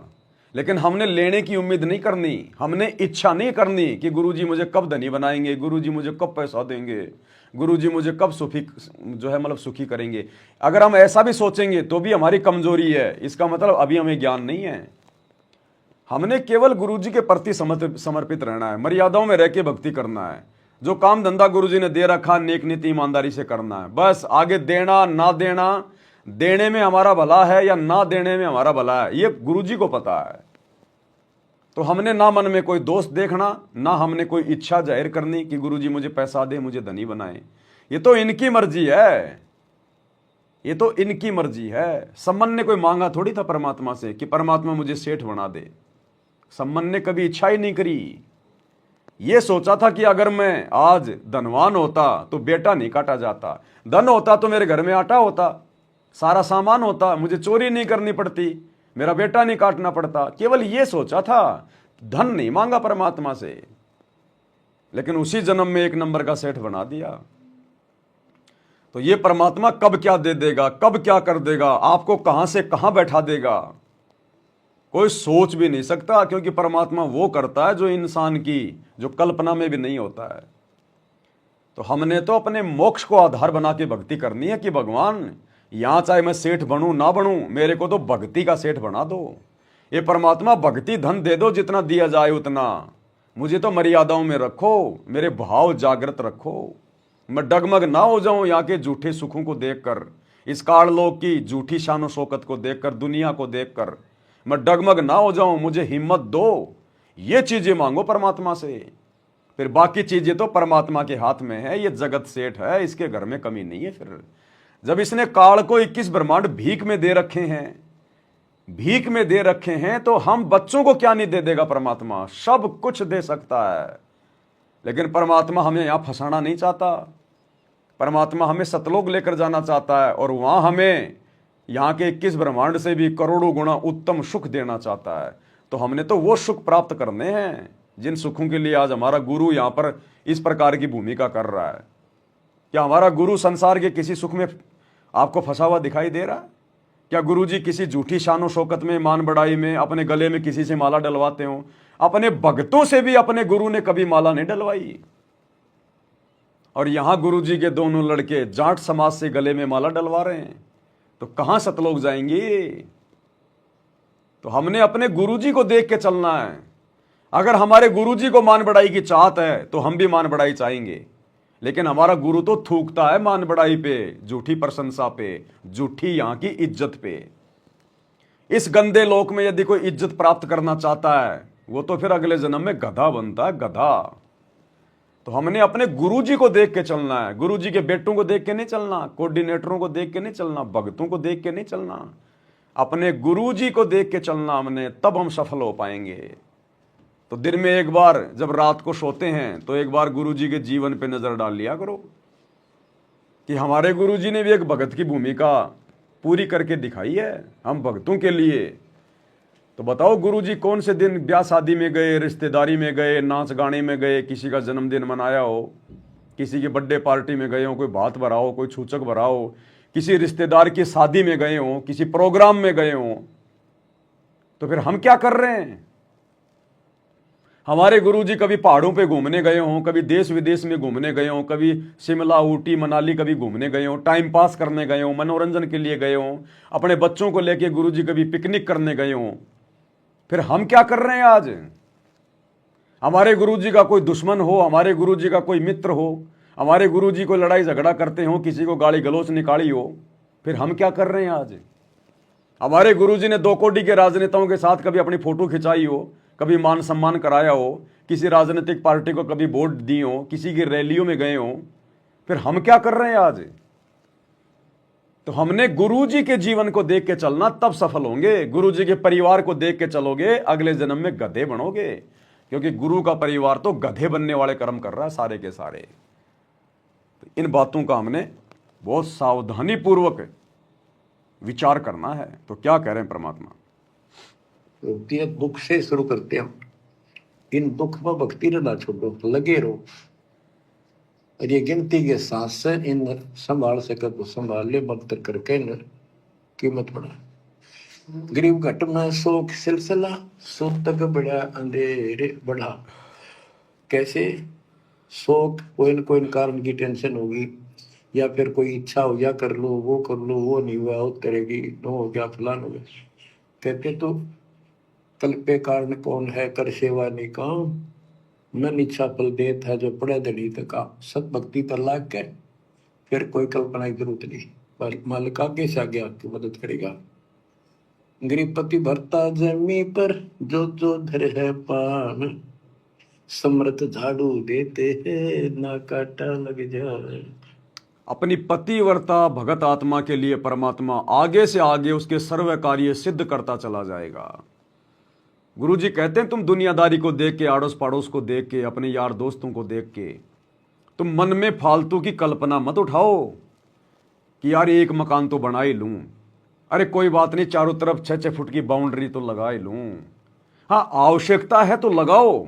अनावश्यक तरीके से मन में कल्पना जो उठ रही है फालतू में, तो हमने काल की कल्पनाओं में नहीं आना कि ये भी कर लूं, वो भी कर लूं। ये काल तुम्हें भटकाएगा, तुम्हारा समय बर्बाद करवाएगा, समाशय बर्बाद करवाएगा। जो धन सतगुरु को दान करना था उसको फालतू में उन पत्थरों में बर्बाद करवाएगा, दुनिया भर की चीजें इकट्ठी करवाएगा। तो ये काल मन में तरह तरह की कल्पना उठाएगा। कहते हैं कल्पे कारण कौन है, तू कर सेवा निष्काम। कि ये इधर उधर की बातें छोड़ना सोच दे, ये कल्प विकल्प करना छोड़ दे, मन में झूठे संकल्प करना छोड़ दे, ये कर लूं, वो कर लूं, ये बना लूं, ऐसा करूंगा तो ऐसा हो जाएगा, ये हो जाएगा।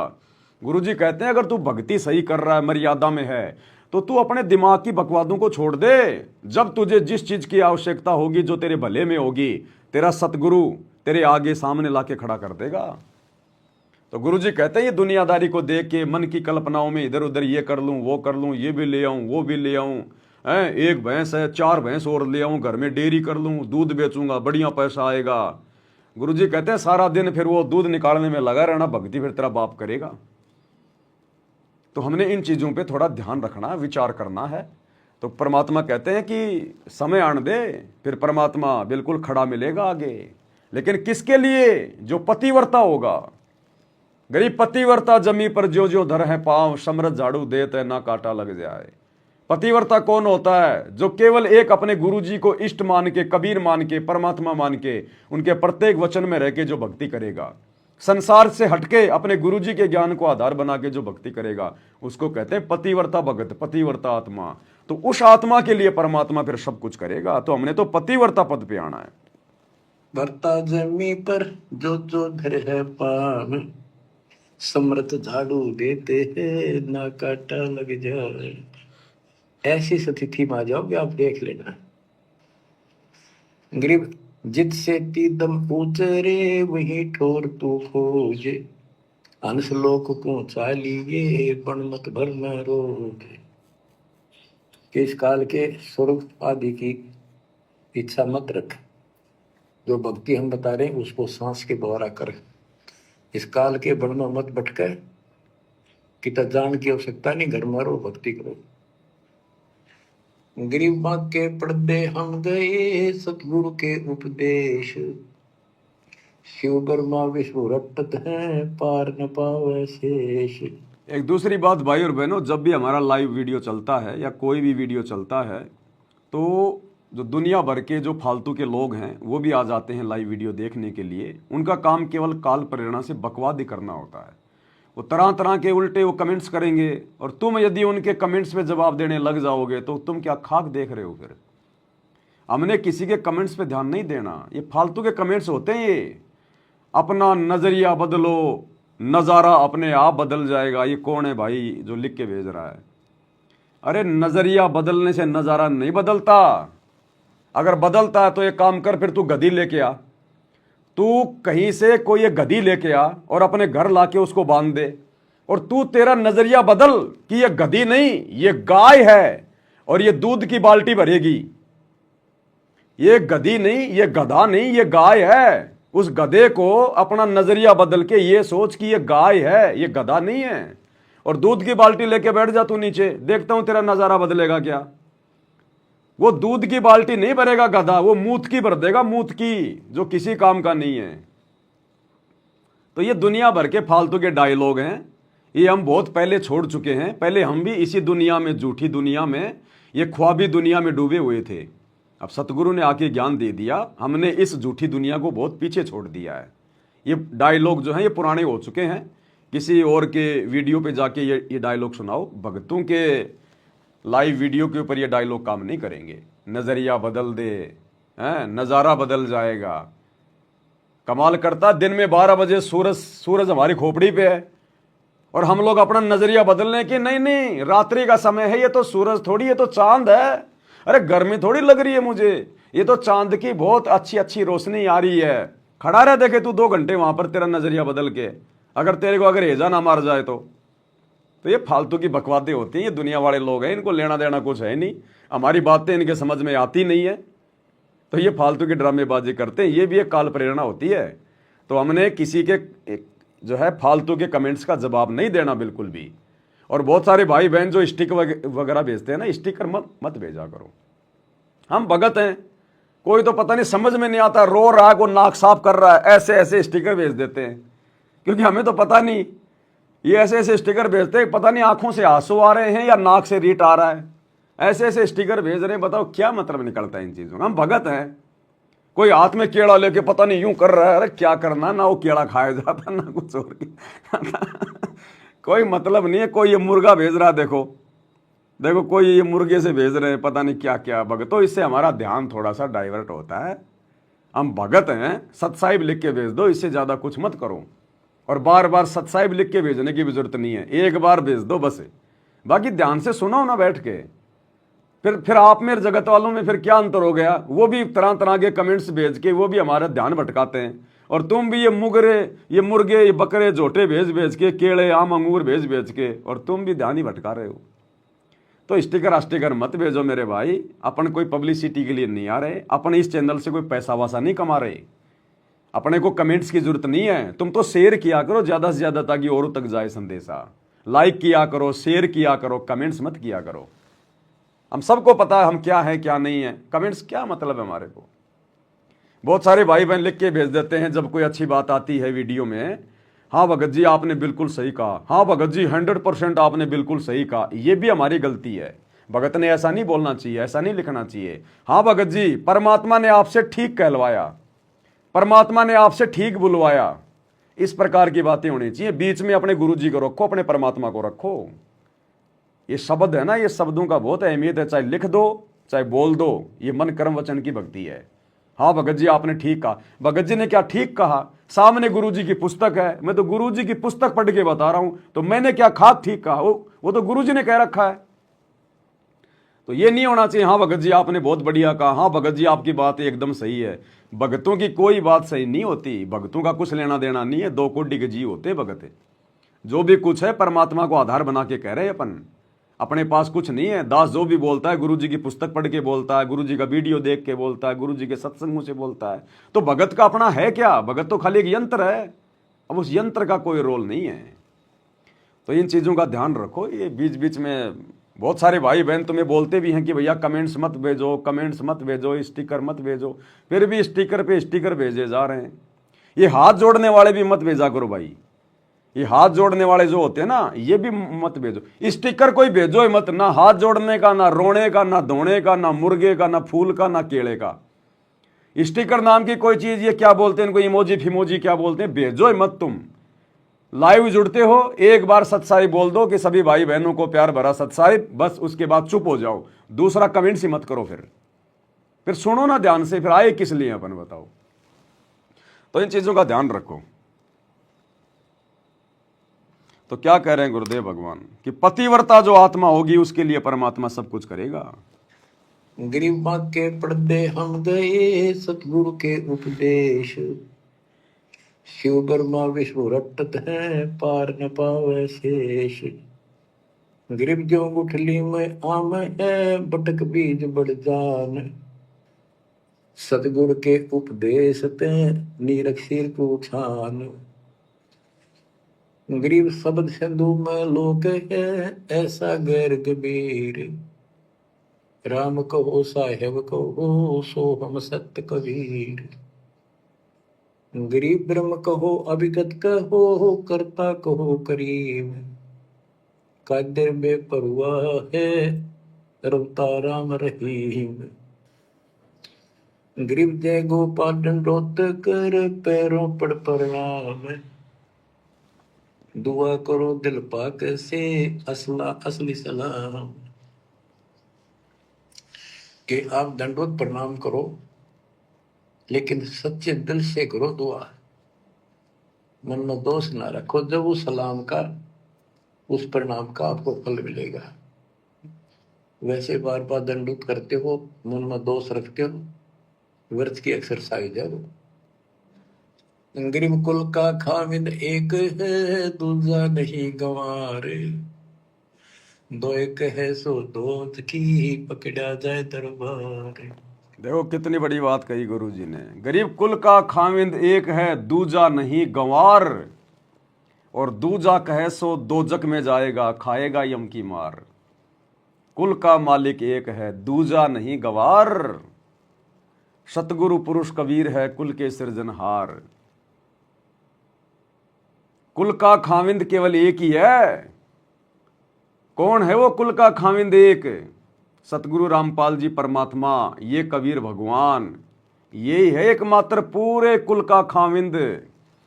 भक्ति मुक्ति के दाता सतगुरु भटकत प्राण फिरंदा, उस साहिब के हुक्म बिना नहीं तरवर पात हिलंता। भक्ति और मुक्ति का दाता कौन?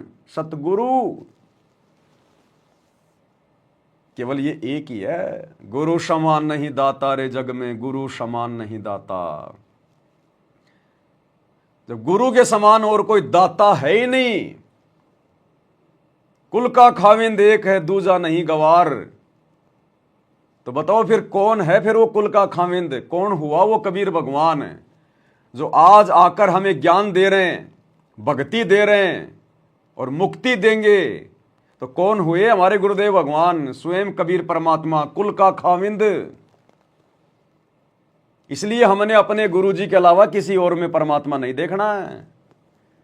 इसलिए अब हमने इतना ज्ञान प्राप्त करने के बाद, इतनी समझ प्राप्त करने के बाद, अब हमने जून के महीने में उस नकली कबीर की दाढ़ी मूछ वाले मुर्दा की हमने वो कबीर प्रकट दिवस नहीं मनाना, नहीं तो दोजख में जाएंगे। दोजख में कुल का खाविंद एक है दूजा नहीं गवार, दो कहे सो दोजख में जाए खाएगा यम की मार।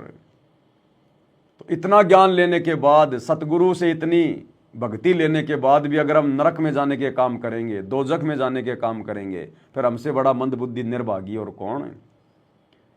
एकमात्र अपना गुरु, उसी को कहते हैं पतिव्रता पद। हर किसी से आस्था छोड़ के, हर किसी की पूजा पाठ छोड़ के, केवल अपने गुरुजी में आस्था।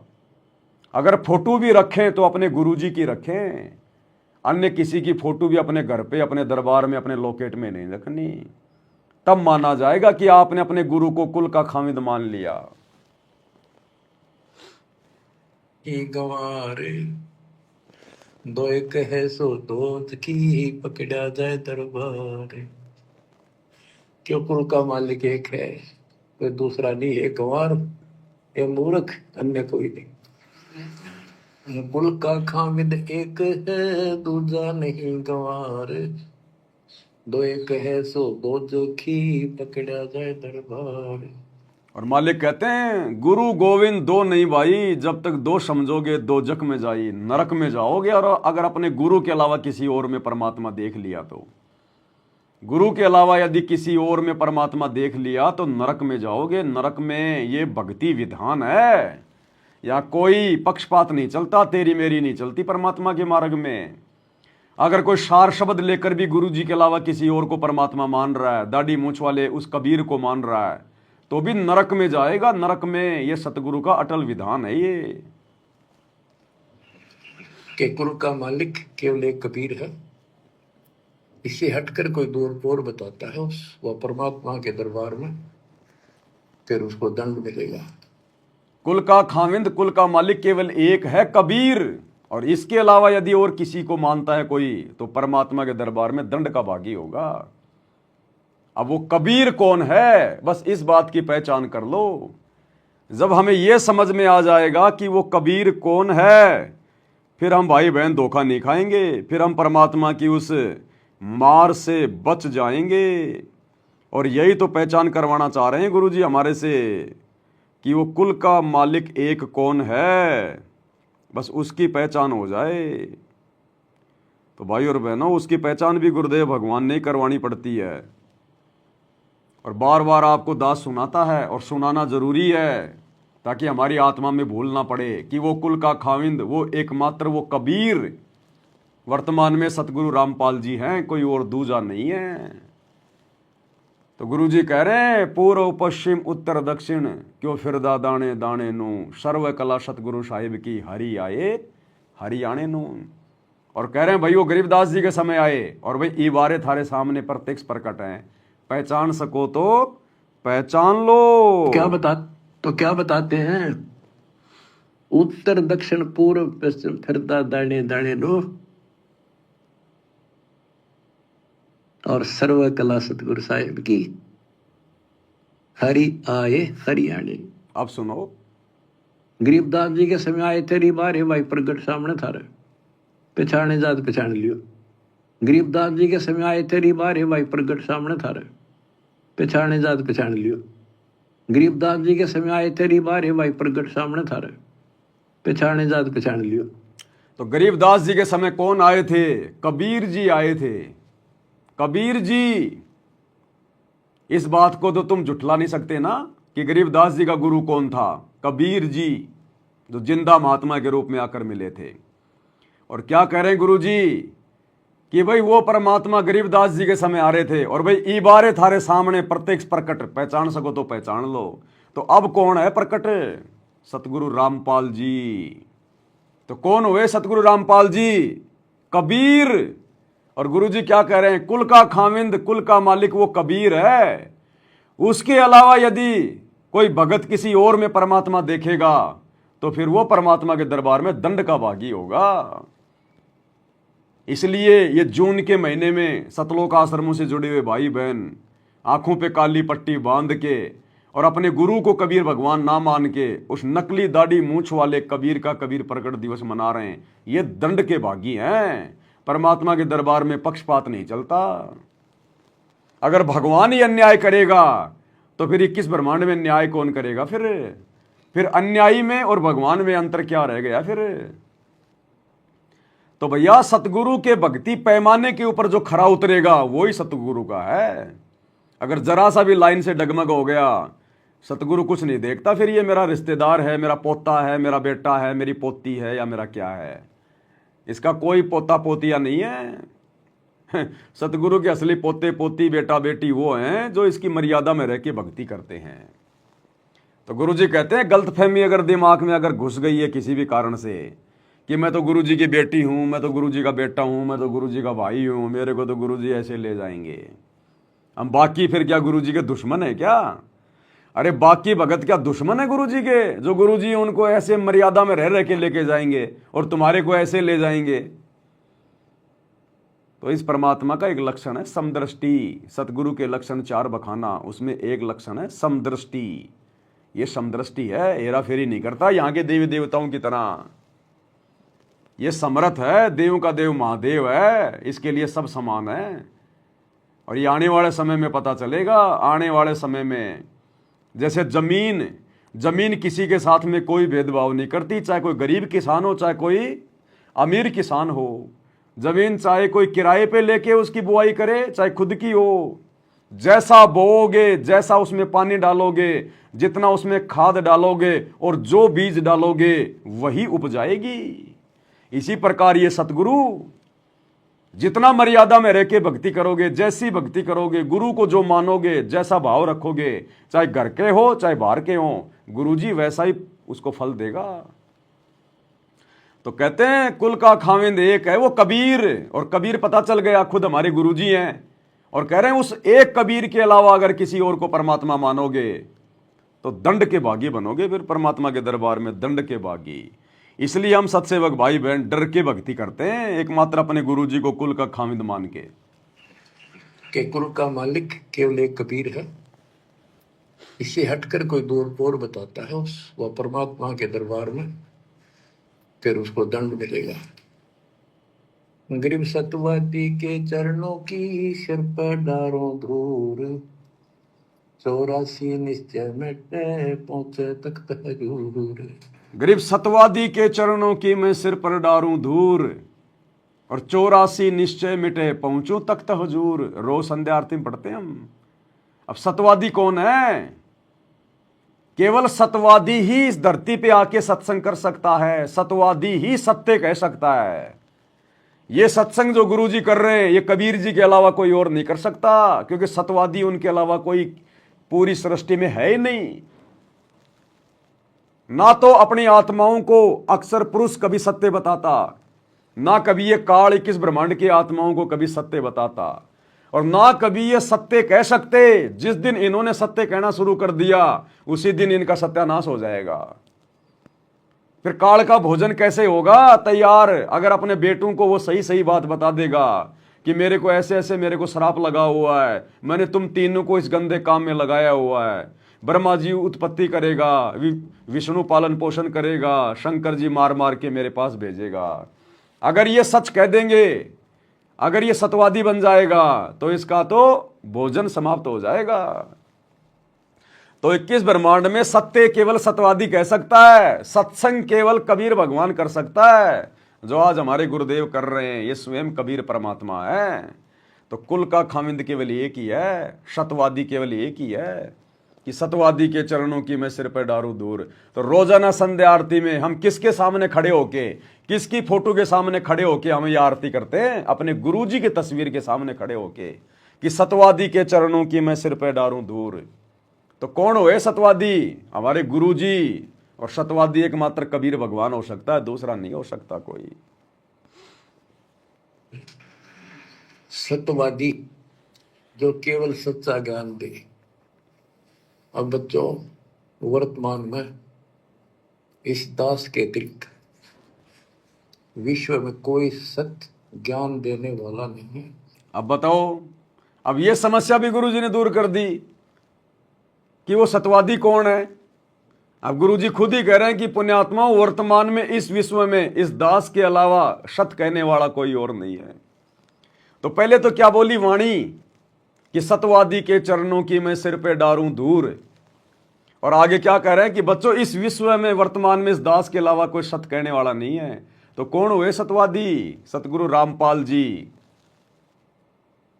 तो यही तो कबीर भगवान है, यही तो परमात्मा है, इनके अलावा कोई सत्य कह ही नहीं सकता। हम भगत भी कहीं न कहीं झूठ का सहारा ले लेते हैं, जाने अनजाने में हमारे मुंह से झूठ निकल ही जाती है, लेकिन ये सतवादी है। ये अगर रात को नींद में भी कुछ बोल देगा वो परम सत्य होगा, परम सत्य। ये काल की तरह धोखा देने वाला भगवान नहीं है। ये हमारी आत्मा का पिता है, हमारा पति है ये। तो क्या कह रहे हैं गुरुजी कि वो सतवादी भी वर्तमान में कौन है? जो वर्तमान में इस दास के अतिरिक्त विश्व में कोई सत्य ज्ञान देने वाला नहीं है। गिरव सतवादी के चरणों की शर पर डारो दूर, 84 निश्चय में पहुंचे तख्त हजूर। अगर अब भी हम नहीं समझेंगे इतने इतने संकेत करने के बाद भी कि हमारे गुरुजी स्वयं कबीर भगवान है, तो हम तो कौवे हैं। फिर हम कौवे, सामने बढ़िया बढ़िया भोजन रखा है और हम खा रहे हैं टट्टी। इतना बढ़िया ज्ञान दे दिया गुरुजी ने। प्रत्यक्ष प्रमाण दे रहे हैं गुरु जी, स्पष्ट कह रहे हैं वाणियां बोल के कि सत्यवादी इस दास के अलावा कोई नहीं है दुनिया में। फिर भी हम जून के महीने में उस कागज के नकली मुर्दे दाढ़ी मूछ वाली कबीर की समझे जाने वाली फोटो का प्रकट दिवस मना रहे हैं। हम तो झूठ को स्वीकार किए बैठे हैं, हमें तो झूठ पसंद है, नकलीपन पसंद है हमें। जिंदा को नहीं मान रहे परमात्मा, कबीर नहीं मान रहे अपने जिंदा गुरु को, उस मुर्दा कबीर को, उसको जून के महीने में कबीर मान के पूज रहे हैं। फिर हमारे अंदर क्या बदला, क्या परिवर्तन आया, हम क्या भक्ति कर रहे हैं, हम तो ड्रामेबाजी कर रहे हैं। फिर इस काल का वो नकलीपन वाला हमारे ऊपर से कुछ अभी गया ही नहीं। फिर क्या हमारे नाम, फिर क्या हमने सृष्टि का ज्ञान लिया, क्या हमने अपने भगवान की सेवा की। तो इतना खुल के बोल रहे हैं गुरु जी। यानी ऐसे संत का संग करो, उसके बताए अनुसार सेवा करो, अवश्य आप 84 लाख का चक्कर जन्म मरण का चक्कर समाप्त हो जाएगा। गरीब गुरुद्रोही की पेड़ पर जपग आवे वीर। अब ये कमेंट्स में ये कोई रिया शर्मा है, ये क्या होता है भाई और बहनों, ये फ्रॉड लोग होते हैं, इनको किसी से कोई मतलब नहीं होता, ये कौवे की तरह होते हैं। जैसे जो कौवा होता ना, उसको दूसरे के दुख से तकलीफ से कोई दिक्कत नहीं होती, वो गधे के जख्म पे बैठ के उसकी पीठ पे और अपनी चोंच मार मार के उसका मांस खाता है। गधा दुखी हो रहा है, दर्द हो रहा है, और कौवा अपना पेट भर रहा है। तो ये जो इस प्रकार के मैसेज आते हैं ना, रिया शर्मा और ये फलानी शर्मा अपने मोबाइल नंबर डाल देते हैं, मैसेज करो व्हाट्सएप पर, मुझसे मीठी मीठी बातें करो, मुझसे प्रेम की बातें करो, थोड़े बहुत दिन आपसे बातें करेंगी, फिर आपसे पैसे की डिमांड करेंगी, फिर आपसे वीडियो कॉल करेंगी, आप इनके जाल में फंस के फिर वीडियो कॉल करोगे, फिर ये कहेंगे आप अपने कपड़े उतारो, धीरे धीरे आप जी एकांत में जाके अपने कपड़े उतारने लग जाएंगे, मीठी मीठी उससे अश्लील बातें करेंगे, फिर वो कहेगी मुझे नीचे दिखाओ, मुझे ऊपर दिखाओ, आप सब कुछ दिखाओगे, वो उधर से उनको रिकॉर्ड कर लेगी, थोड़े दिन बाद आपको मैसेज करेगी कि मैं तेरी ये फोटोएं तेरे रिश्तेदारों के पास भेजूंगी, तेरे यार दोस्तों के पास भेजूंगी, वरना मेरे खाते में 1 लाख रुपए डाल दे। ये फ्रॉडबाजी है पूरी की पूरी। अरे हमने प्यार करके देख लिया भाई, हमने 21 ब्रह्मांड के राजा से प्यार करके देख लिया हमने, उस प्यार की सजा हमें क्या मिली है।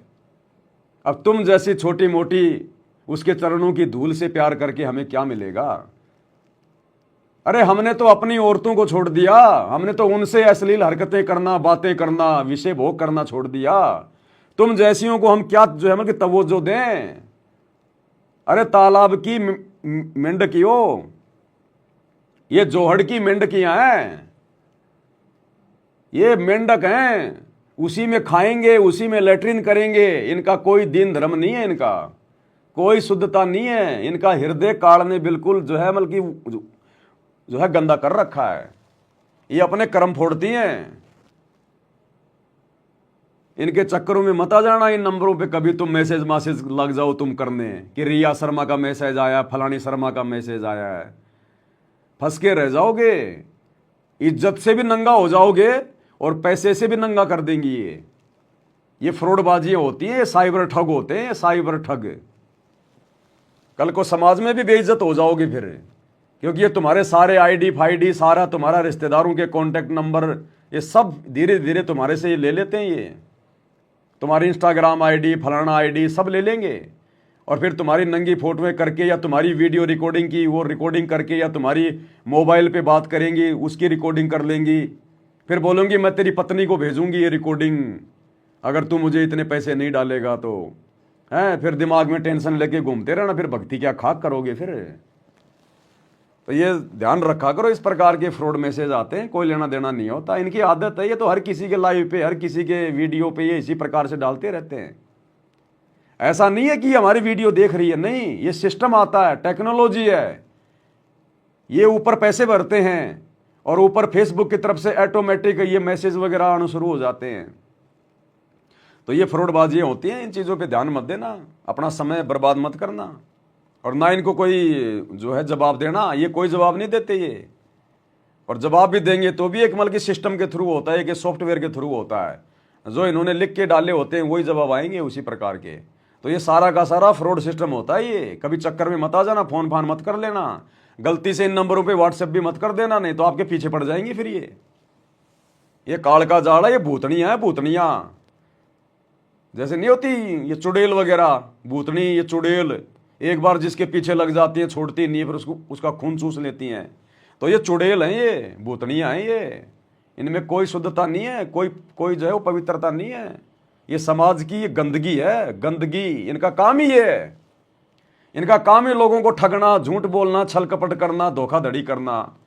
इनका सुबह से लेकर शाम तक इन्हीं चीज़ों में जाता है। तो इन चीज़ों पे ध्यान मत दिया करो जो मैसेज आते हैं इस प्रकार के। और जब तक आपका कोई परिचित नहीं है, यदि आपके मोबाइल में आपके किसी परिचित के, रिश्तेदार के, भक्तों के अगर नंबर सेव नहीं है, और यदि किसी अननोन नंबर से आपके पास में वीडियो कॉल आ रहा है, मत उठाया करो। ऐसे ऐसे सिस्टम हो गए, वो वीडियो कॉल उठाते ही तुम्हारे बैंक अकाउंट से पैसे गायब। व्हाट्सएप की कॉल, जब तक आपका कोई भगत भाई जिसके नंबर आपके मोबाइल में सेव नहीं है, जिसको आप जानते नहीं है, उसका व्हाट्सएप का कॉल मत उठाया करो, वीडियो का या फिर ऑडियो का। ऐसा ऐसा सिस्टम हो रहा है आजकल, फ्रॉडबाजी। क्योंकि काल तो भक्तों को टेंशन देगा, उसका तो काम ही है। तो तुरंत तुम्हारे खाते, वो नंबर उठाते ही, वीडियो कॉल उठाते ही, वॉइस कॉल उठाते ही तुम्हारे अकाउंट से पैसे गायब हो जाएंगे। तुम्हारा जो जो जो ये फेसबुक का अकाउंट है, ये मतलब जो है वो हैक हो जाएगा। बहुत फ्रॉडबाजी है। हमें जरूरत नहीं है किसी को अपना थोबड़ा दिखा के बात करने की। किसी ने बात करनी होगी, सीधा सीधा मेरा मोबाइल नंबर है ना, फिर वॉइस कॉल क्यों कर रहा है? अरे वीडियो कॉल क्यों कर रहा है? वॉइस कॉल क्यों कर रहा है? व्हाट्सएप पे क्यों कर रहा है? जब मेरा नंबर तेरे पास में है तो सीधा सीधा मेरे से सिम पे बात कर। तो ये फालतू का ड्रामेबाजी है, फ्रॉडबाजी होती है, ध्यान रखना, फंस जाओगे ऐसे। दिमाग ही मत लगाना इन चीजों में। तो ध्यान रखो इन चीजों का भाई और बहनों। ये बहुत काल का भयंकर जाल है, वो हमें टेंशन देगा। उसका काम ही है कि भगत शांति से भक्ति ना कर ले, कोई न कोई दिमाग में टेंशन इनको दे के रखो। अभी 10-15 दिन पहले एक बहन जी का फोन आया मेरे पास में, राजस्थान से थी। तो ऐसे ही उसके पास में कोई फोन आ गया कि ऐसे ऐसे आपके नाम की हमारे पास में FIR हो रखी है, तुमने ऐसे ऐसे फ्रॉड कर रखा है, तुम्हारा नाम आ गया उसमें, थाने में तुम्हारी FIR है। उसने मतलब वीडियो वो किया, उसने वीडियो कॉल, उसने पुलिस वाले की टोपी लगा रखी है और पुलिस वाला बन के बैठा हुआ। ये साइबर फ्रॉड होते हैं। फिर वो डर गई बहन, वो बहन डर गई कि साहब अब मैं क्या करूं। बोला ऐसा करो, अभी थोड़ी देर बाद में हमारे अधिकारी का आपके पास में फ़ोन आएगा, वो आपको बताएंगे।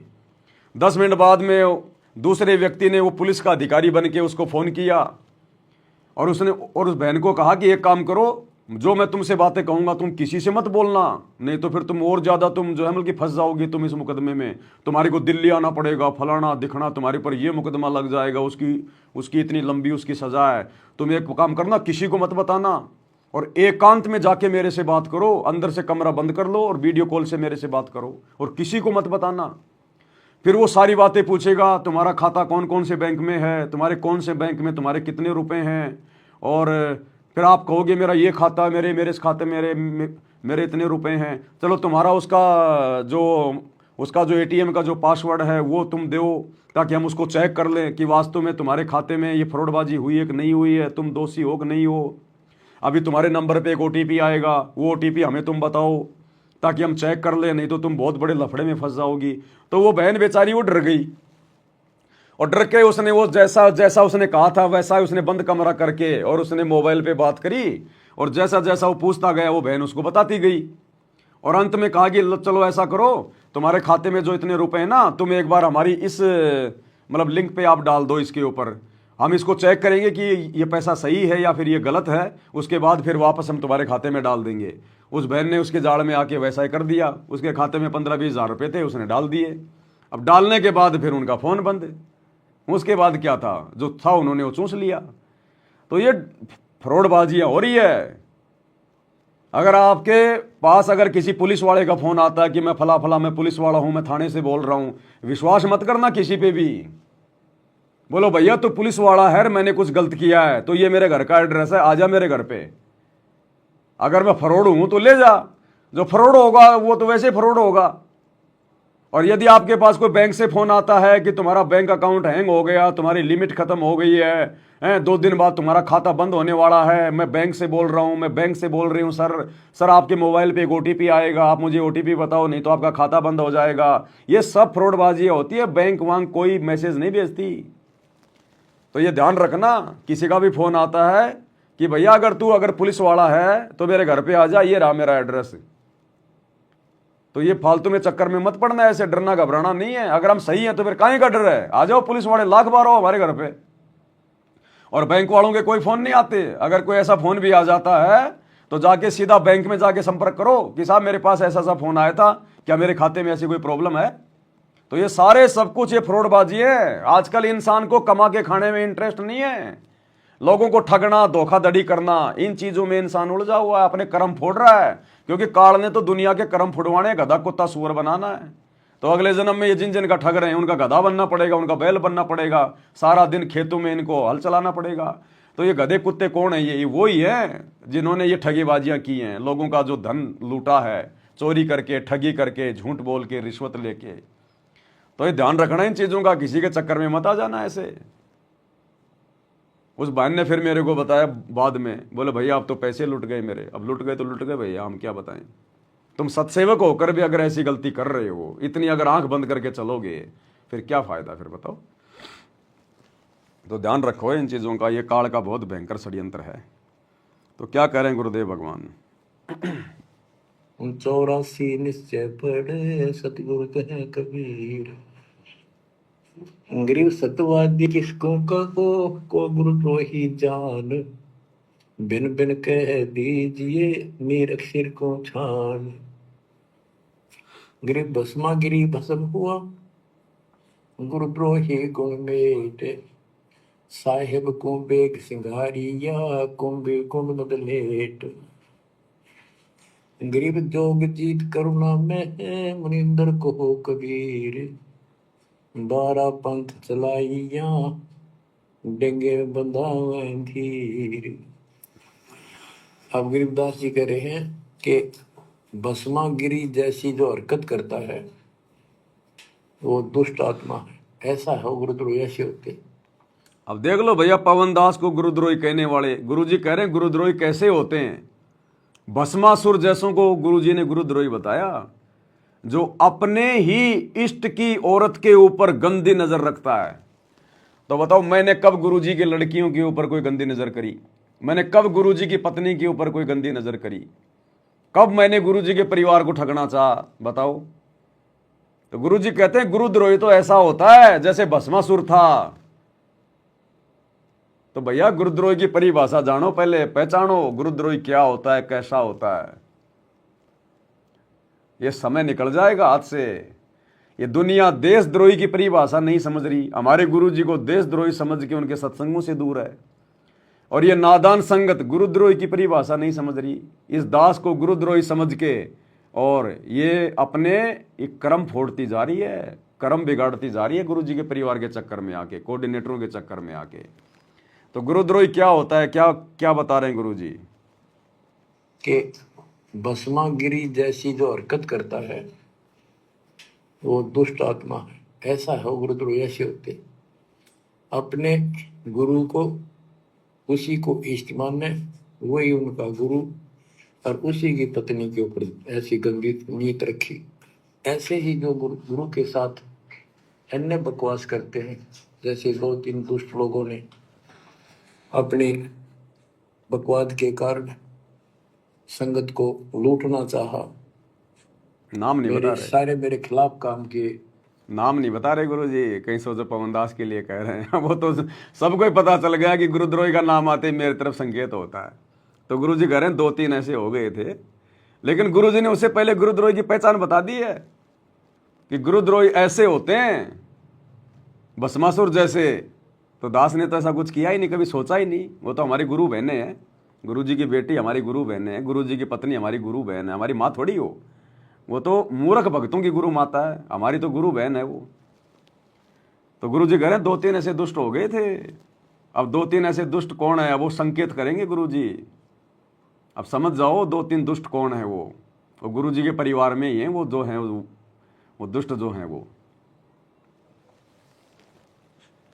मेरे खिलाफ काम किए इस संजय दिल्ली वाले ने और पवन जयपुर वाले। जय हो मालिक।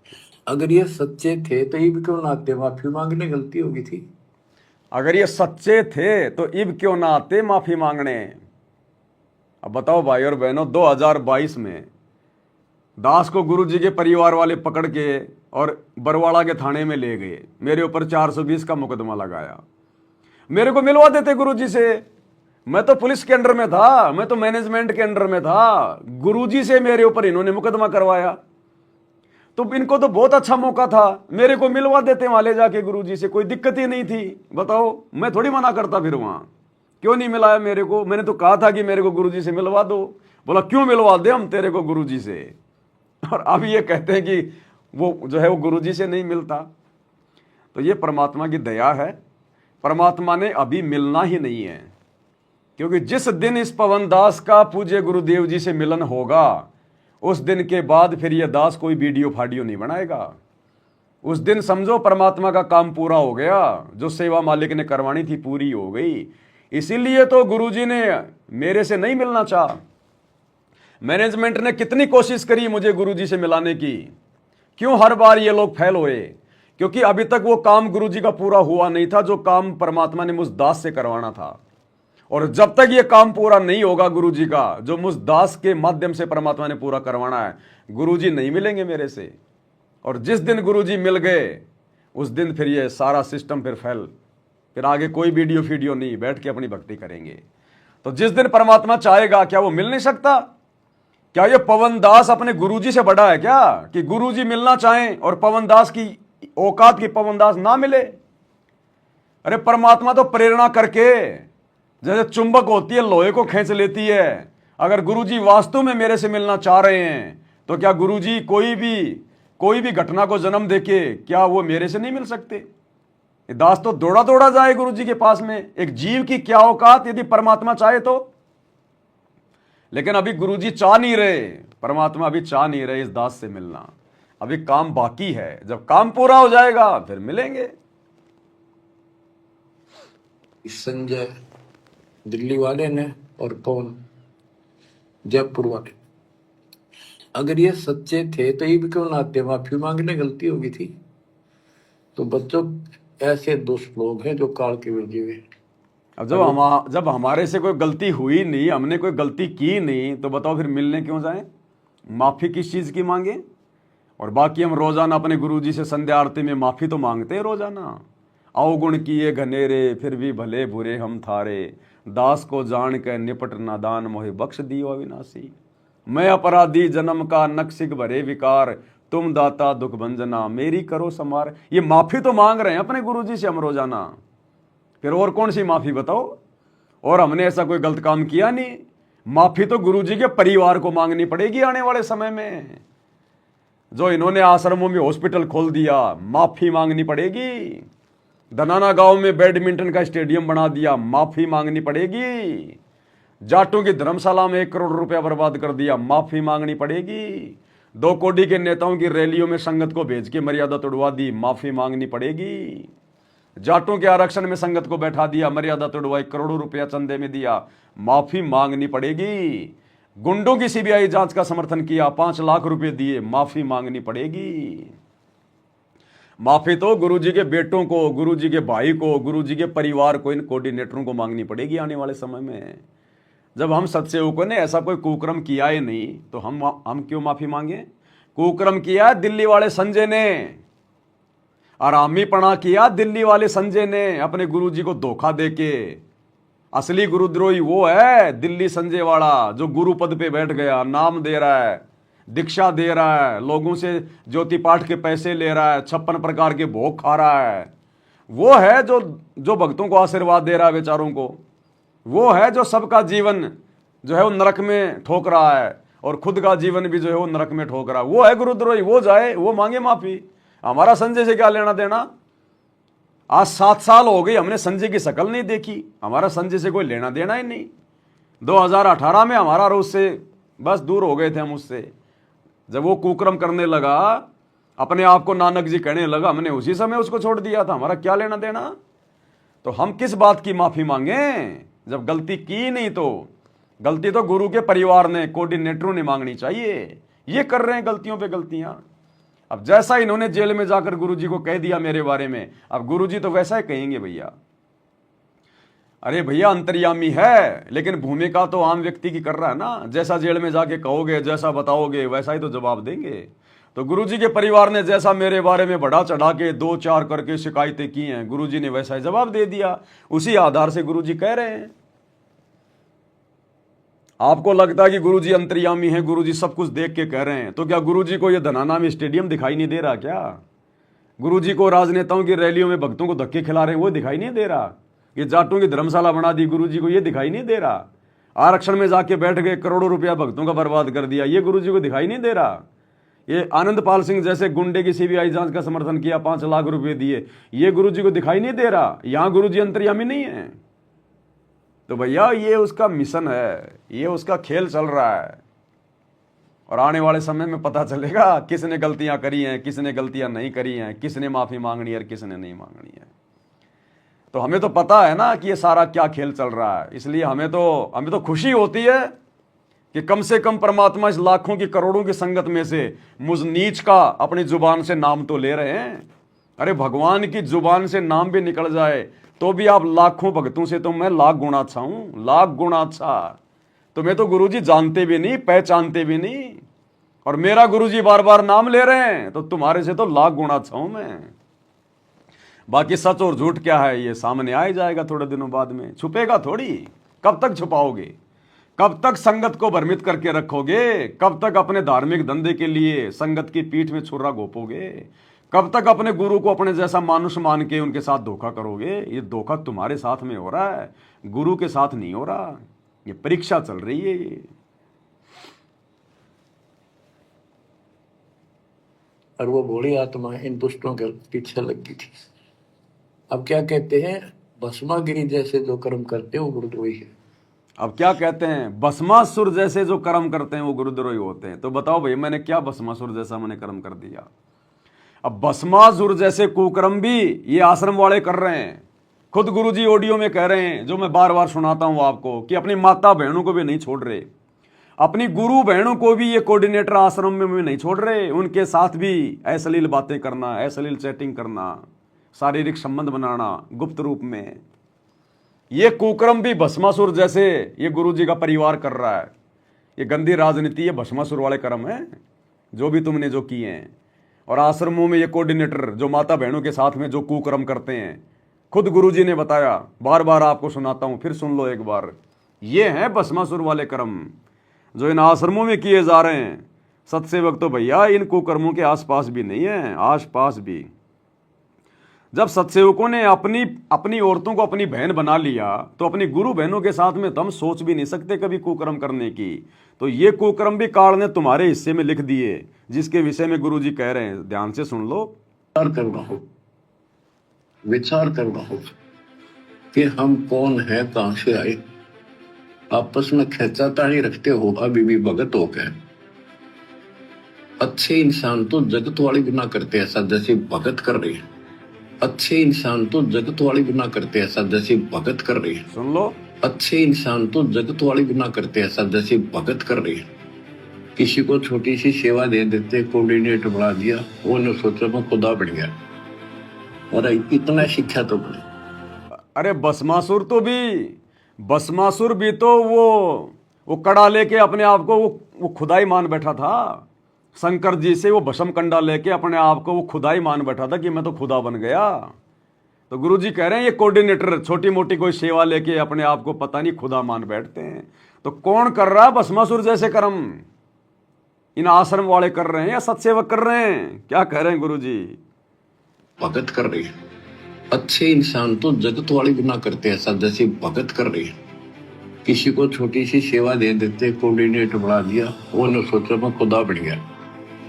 और इतना शिक्षा तो बने। मजदूर बनो सीखो, मजदूर। और कई देखा है कि कोऑर्डिनेटर या जिसकी जो भी व्यवस्था लगाई जाए तो व्यवहार भी ठीक नहीं करते, धमकान लग जाते, फुरकान लग। बताओ, कह रहे हैं कोऑर्डिनेटर संगत के साथ में व्यवहार भी ढंग से नहीं करते, धमकान लग जाते हैं, खुड़कान लग जाते हैं संगत को। और कुछ तो ऐसे हैं जो अपनी गुरु बहनों को गलत गलत मैसेज करते हैं। ये हैं भस्मासुर। लग जाते। और कुछ ऐसी भी शिकायतें आई हैं जो बहन बेटियों के साथ गलत मैसेज भी डालते हैं, तो वो दुष्ट लोग ना तो कोऑर्डिनेटर के योग्य है ना वो भगत के योग्य, वो भस्मासुर के योग्य हैं, भस्मासुर के योग्य। और कुछ ऐसी भी शिकायतें आई हैं जो बहन बेटियों के साथ गलत मैसेज भी डालते हैं, तो वो दुष्ट लोग ना तो कोऑर्डिनेटर के योग्य है ना वो भगत के योग्य। और कुछ ऐसी भी शिकायतें आई हैं जो बहन बेटियों के साथ गलत मैसेज भी डालते हैं, तो वो दुष्ट लोग ना तो कोऑर्डिनेटर के योग्य है ना वो भगत के योग्य। भस्मासुर। तो ऐसा तो संगत माई कुसंगत उपजेगी। अब बताओ, संगत में कुसंगत कहाँ उपज रही है? साध संगति में उपज रही है या इन सतलोक आश्रम में उपज रही है? क्योंकि सतलोक आश्रम वालों के लिए तो कह रहे हैं गुरु जी कि ऐसे तो संगत में कुसंगत उपजेगी। हम तो सत्सेवक इन आश्रमों में जाके पेशाब भी नहीं करते।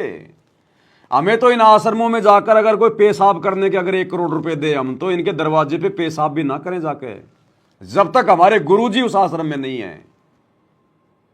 जब तक हमारे गुरुजी उन आश्रम में नहीं है, हम तो पेशाब भी नहीं करेंगे इन आश्रमों में जाके, चाहे कोई 1 करोड़ रुपया दे। तो संगत में कुसंगत कहां उपज रही है? इन फर्जी सतलोक आश्रमों में। भस्मासुर जैसे कर्म तो यहां हो रहे हैं। ऐसा तो संगत माई कुसंगत उपजेगी, और ऐसी कुसंगत होगी फिर हम रखेंगे नहीं उसको खेत में। किसान उस कुबाड़ को पाड़ कर खेत तो बाहर फेंक देता है, तो उसको आप मिशन से निकाल दिया जाया करेगा। सुधर जाओ, एक के नहीं सुनी जाया करती, सामूहिक शिक्षा दी जाती है, अमल कर लो इन पे। कर्म बतेरे फोड़ लिए। क्या कह रहे हैं गुरु जी? कर्म बतेरे फोड़ लिए। किसको कह रहे हैं? आश्रम वालों को, कोऑर्डिनेटरों को, अपने परिवार को, कि तुमने अपने कर्म बहुत फोड़ लिए। वो अंतर्यामी सब देख रहा, तुम्हारे कुकर्म जो जो तुमने किए बरवाला कांड के बाद है। कह रहा कर्म बतेरे फोड़ लिए। तो कौन है भस्मासुर जो अपने गुरु को दुखी कर रहा है? कौन है असल में भस्मासुर? कर्म बतेरे फोड़ लिए। इस ज्ञान का असर क्या हुआ? थोड़ा सा सुख होते हो फिर पक्के एजेंट काल के बन जाते हैं। बकवाद। क्या कह रहे हैं गुरु जी? थोड़ा सा सुख होता है फिर पक्के एजेंट काल के बन जाते हो। बकवाद वही करनी। तो काल के एजेंट कौन है भाई? किसको कह रहे हैं गुरु जी कि थोड़ा सा सुख होता है फिर पक्के एजेंट काल के बन जाते हो? कर्म वही करने, बकवादें वही करनी। तो कौन है भस्मासुर? सत्सेवक हैं ये पवनदास है या गुरु जी का परिवार है भस्मासुर? इन आश्रम वाले हैं भस्मासुर। देख लो, तुम्हारा बाप कह रहा है भैया। होते हो फिर पक्के एजेंट काल के बन जाते हैं। बकवाद वही करनी, भगवान से दूर हो जाना। थोड़ा सा सुख होते हो फिर पक्के एजेंट काल के बन जाते हैं। बकवाद वही करनी, भगवान से दूर हो जाना। थोड़ा सा सुख होते हो फिर पक्के एजेंट काल के बन जाते हैं। बकवाद वही करनी, भगवान से दूर हो जाना। अब बताओ भैया, कौन है भस्मासुर संगत में? अब गुरुजी ने क्या कसर छोड़ दी? सारे तो भस्मासुर वाले काम कर रहे हैं लोग इन आश्रमों में। तो ये हैं असल में भस्मासुर। ध्यान रखना इन बातों का भगत जियो। ये परमात्मा है, ये लीला कर रहा है। जैसा इसको जेल में बताया जाएगा वैसा ही जवाब देगा। तो गुरुजी के परिवार ने जैसा मुझ पवनदास के बारे में बताया वैसा ही गुरुजी ने जवाब दे दिया। अभी तो संगत ने देखना है भैया पवनदास कौन है, मैनेजमेंट क्या कर रहा है, क्योंकि बाहर संगत है और पवनदास है। तो संगत की भी तो परीक्षा चल रही है ना। अकेले पवनदास की परीक्षा थोड़ी है, पूरी संगत की परीक्षा है। तो क्या कह रहे हैं गुरुदेव? गिरिव जोग जीत करुणा में है मुनिंदर को कबीर। 12 पंथ चलाइया डगे बंधावे भीर। बच्चों, कबीर जी के नाम से 12 पंथ चला दिए नकली काल में, लेकिन वो आत्मा तो उससे की है। वो तो गई धोखे में, कबीर साहब के धोखे वहां पहुंची। वहां भी उनके जो कोई दिक्कत आती है उनके पिछले संस्कार से, उनको राहत भी कबीर भगवान देता, ना तो काल चाहता ही सब नास्तिक हो जाए, कोई नाम ले ना किसी का। गरीब सुल्तानी कैसर ले क्या, बलक बुखारा दिया त्याग, जिंदे के चोले मेले दीना सत बैराग। इब्राहिम सुल्तान को परमात्मा ने ऐसा ज्ञान दिया, उसके ऐसी चोट लगी, बलक बुखारा राज त्याग के, और जिंदे महात्मा के रूप में उनको मिले, फिर उनको सही ज्ञान दिया जो वो घर छोड़कर जा चुकी थी। अब जैसे वेद बताते हैं ना कि परमात्मा ऊपर के लोक में रहता है, सतलोक में, सबसे ऊपर के लोक में विराजमान है, वहां से गति करके सह शरीर नीचे आता है। क्यों भाई, परमात्मा अपना अवतार भेज दे, खुद क्यों आता है? अरे खुद क्यों परेशान हो? परमात्मा अपने सतलोक में बैठा रहे और वहां सतलोक से अपनी किसी आत्मा को भेज देता परमात्मा। खुद क्यों दुखी हो रहा परमात्मा? खुद क्यों वहां से आता है, गति करके आता है, सह शरीर आता है, यहाँ के अच्छी आत्माओं को मिलता है, उनको ज्ञान देता है? क्यों भाई? वो तो परमात्मा है ना, वो तो किसी को भी भेज सकता है। अब राजा तो किसी को भी अपना प्रतिनिधि बना के भेज सकता है, प्रधानमंत्री कोई भी अपना नौकर भेज सकता है। खुद क्यों आ रहा है भगवान? क्योंकि उस परमात्मा के बिना इन आत्माओं को काल के जाल से कोई निकाल नहीं सकता। सतलोक की किसी आत्मा के बस की बात नहीं है। मोक्ष प्राप्त आत्मा को परमात्मा इस दलदल में नहीं भेजता। काशी के भंडारे में 1 लाख आत्माएं आई थी और 9 लाख बैल बनके, सबके पैर जमीन से 10 इंच ऊपर थे। इतना गंदा लोक है। अगर आत्मा ने अगर यहां पर पैर भी रख दिया, उसी समय पाप लागू हो जाएगा। पृथ्वी ऊपर पग जो धार है, 1 करोड़ जीव एक दिन में मारा है, वो काल के जाल में फंस जाएगा। आत्मा यहां से खुद नहीं निकल सकती, खुद फंसी हुई है, दूसरे को कहां से निकालेगी? इस पृथ्वी पर तो पैर रखते ही पाप शुरू हो जाते हैं, और पाप शुरू होते हैं काल के जाल में। इसलिए परमात्मा स्वयं सतलोक से सह शरीर आता है, गति करके आता है, अच्छी आत्माओं को मिलता है। इसलिए आज हमारे गुरुदेव हैं वो कबीर भगवान, जो सतलोक से सह शरीर 8 सितंबर 1951 के दिन आए हैं, गति करके आए हैं। इसलिए हम सत्सेवक अपने गुरु जी को कबीर मान के पूज रहे हैं, उनका प्रकट दिवस मनाते हैं। जून के महीने में नकली कबीर का, कागज के कबीर का, मुर्दा कबीर का प्रकट दिवस नहीं मनाते, क्योंकि वो परमात्मा सतलोक से सह शरीर स्वयं आता है, गति करके आता है, अच्छी आत्माओं को मिलता है। सबसे ऊपर के लोक में विराजमान है, वहां से गति करके सह शरीर नीचे आता है, और अच्छी आत्माओं को मिलता है जो भक्ति मार्ग पर लगे हुए हैं, उनको कष्ट, उनके कष्ट दूर करता है, अपने मुख कमल से वाणी बोलकर सच्चा ज्ञान बताता है। तो बताओ, आज अपने मुख कमल से वाणी बोल के सच्चा ज्ञान कौन सुना रहा भाई? सतगुरु रामपाल जी। और वेदों में क्या लिखा है? वो परमात्मा अपने मुख कमल से वाणी बोल के सच्चा ज्ञान सुनाता है। तो आज हमें झूठा ज्ञान दिया जा रहा है क्या? गुरुजी मुख कमल से बोल के नहीं सुना रहे क्या? तो कौन हुए फिर गुरुजी? कौन है फिर तत्वदर्शी संत? कौन होता फिर सतगुरु? साहिब कहो सतगुरु कहो, एक ही बात है। तो स्वयं कबीर भगवान हमारे गुरुदेव के रूप में धरती पे प्रकट हैं, और हमने इनको परमात्मा मान लेना चाहिए। यही चाहते हैं गुरुजी, यही चाहते हैं।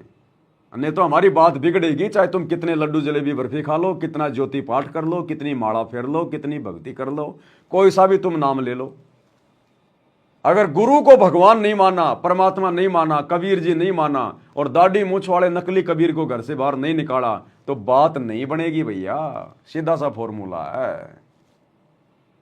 सतगुरु रामपाल जी को अपना बाप मानना पड़ेगा, और उस फर्जी बाप को, नकली बाप को, दाढ़ी मूछ वाले नकली कबीर को, उसको घर से निकालना पड़ेगा, तब बात बनेगी।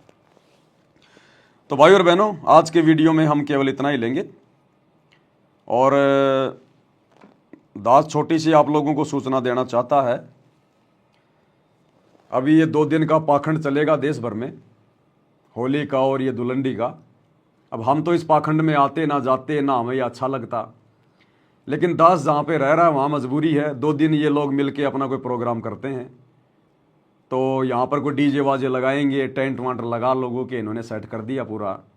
तो 2 दिन यहाँ पर डीजे बजेगा दिन रात, पागलों की तरह। कोई शराब पी के, कोई रंग लगा के नाचेंगे, उड़दंग मचाएंगे, अश्लीलता फैलाएंगे। ये बढ़वागिरी लोग शुरू करेंगे, 2 दिन चलेगी ये। तो इसलिए दास 2 दिन तक लाइव नहीं आएगा, परमात्मा कोई और सेवा करवाएंगे छोटी मोटी। तो कल और परसों यानी ये 2 दिन का है ना, दीपावली का और ये धुलंडी का, तो 2 दिन यहाँ पर पाखंड चलेगा पूरा, हर जगह चलता है ये डीजे वाजे लगा के। तो अपन लाइव आ नहीं पाएंगे क्योंकि फिर अपन डिस्टर्ब होंगे। तो कल और परसों दास लाइव नहीं आ पाएगा। तो सभी भाई बहन ज़्यादा से ज़्यादा परमात्मा का सत्संग सुने, ज़्यादा से ज़्यादा परमात्मा का भजन करें। और हमने किसी भी प्रकार से इस पाखंड में पाव नहीं देना है। हमने उस दिन धुलंडी के दिन विशेषकर जिस दिन ये रंग वांग डालते हैं, अपने घर में बैठे रहो, बाहर निकलो ही मत उस दिन आप, क्योंकि वैसे भी छुट्टी होती है काम धंधे की। तो बाहर निकलो ही मत, अपनी भक्ति पे लगे रहो, अपना सत्संग सुन लो गुरु जी का, सो जाओ, और भी कुछ नहीं तो पड़े पड़े अपने मंत्र कर लो, अपना सुमरण कर लो, कोई साथ संगति का वीडियो देख लो। तो 2 दिन सभी भाई बहन परमात्मा की भक्ति ज़्यादा ज़्यादा करेंगे अपन, और उसके बाद फिर दास लाइव आएगा, व्हाट्सएप के ग्रुप में मैसेज डाल देगा। तो आज के वीडियो में केवल इतना ही। परमात्मा हम सबको सद्बुद्धि दे, आशीर्वाद दें। बंदी छोड़ सतगुरु रामपाल जी भगवान की जय। भाई जो गुरु बचन पे डट गे, कट गे फंद 84।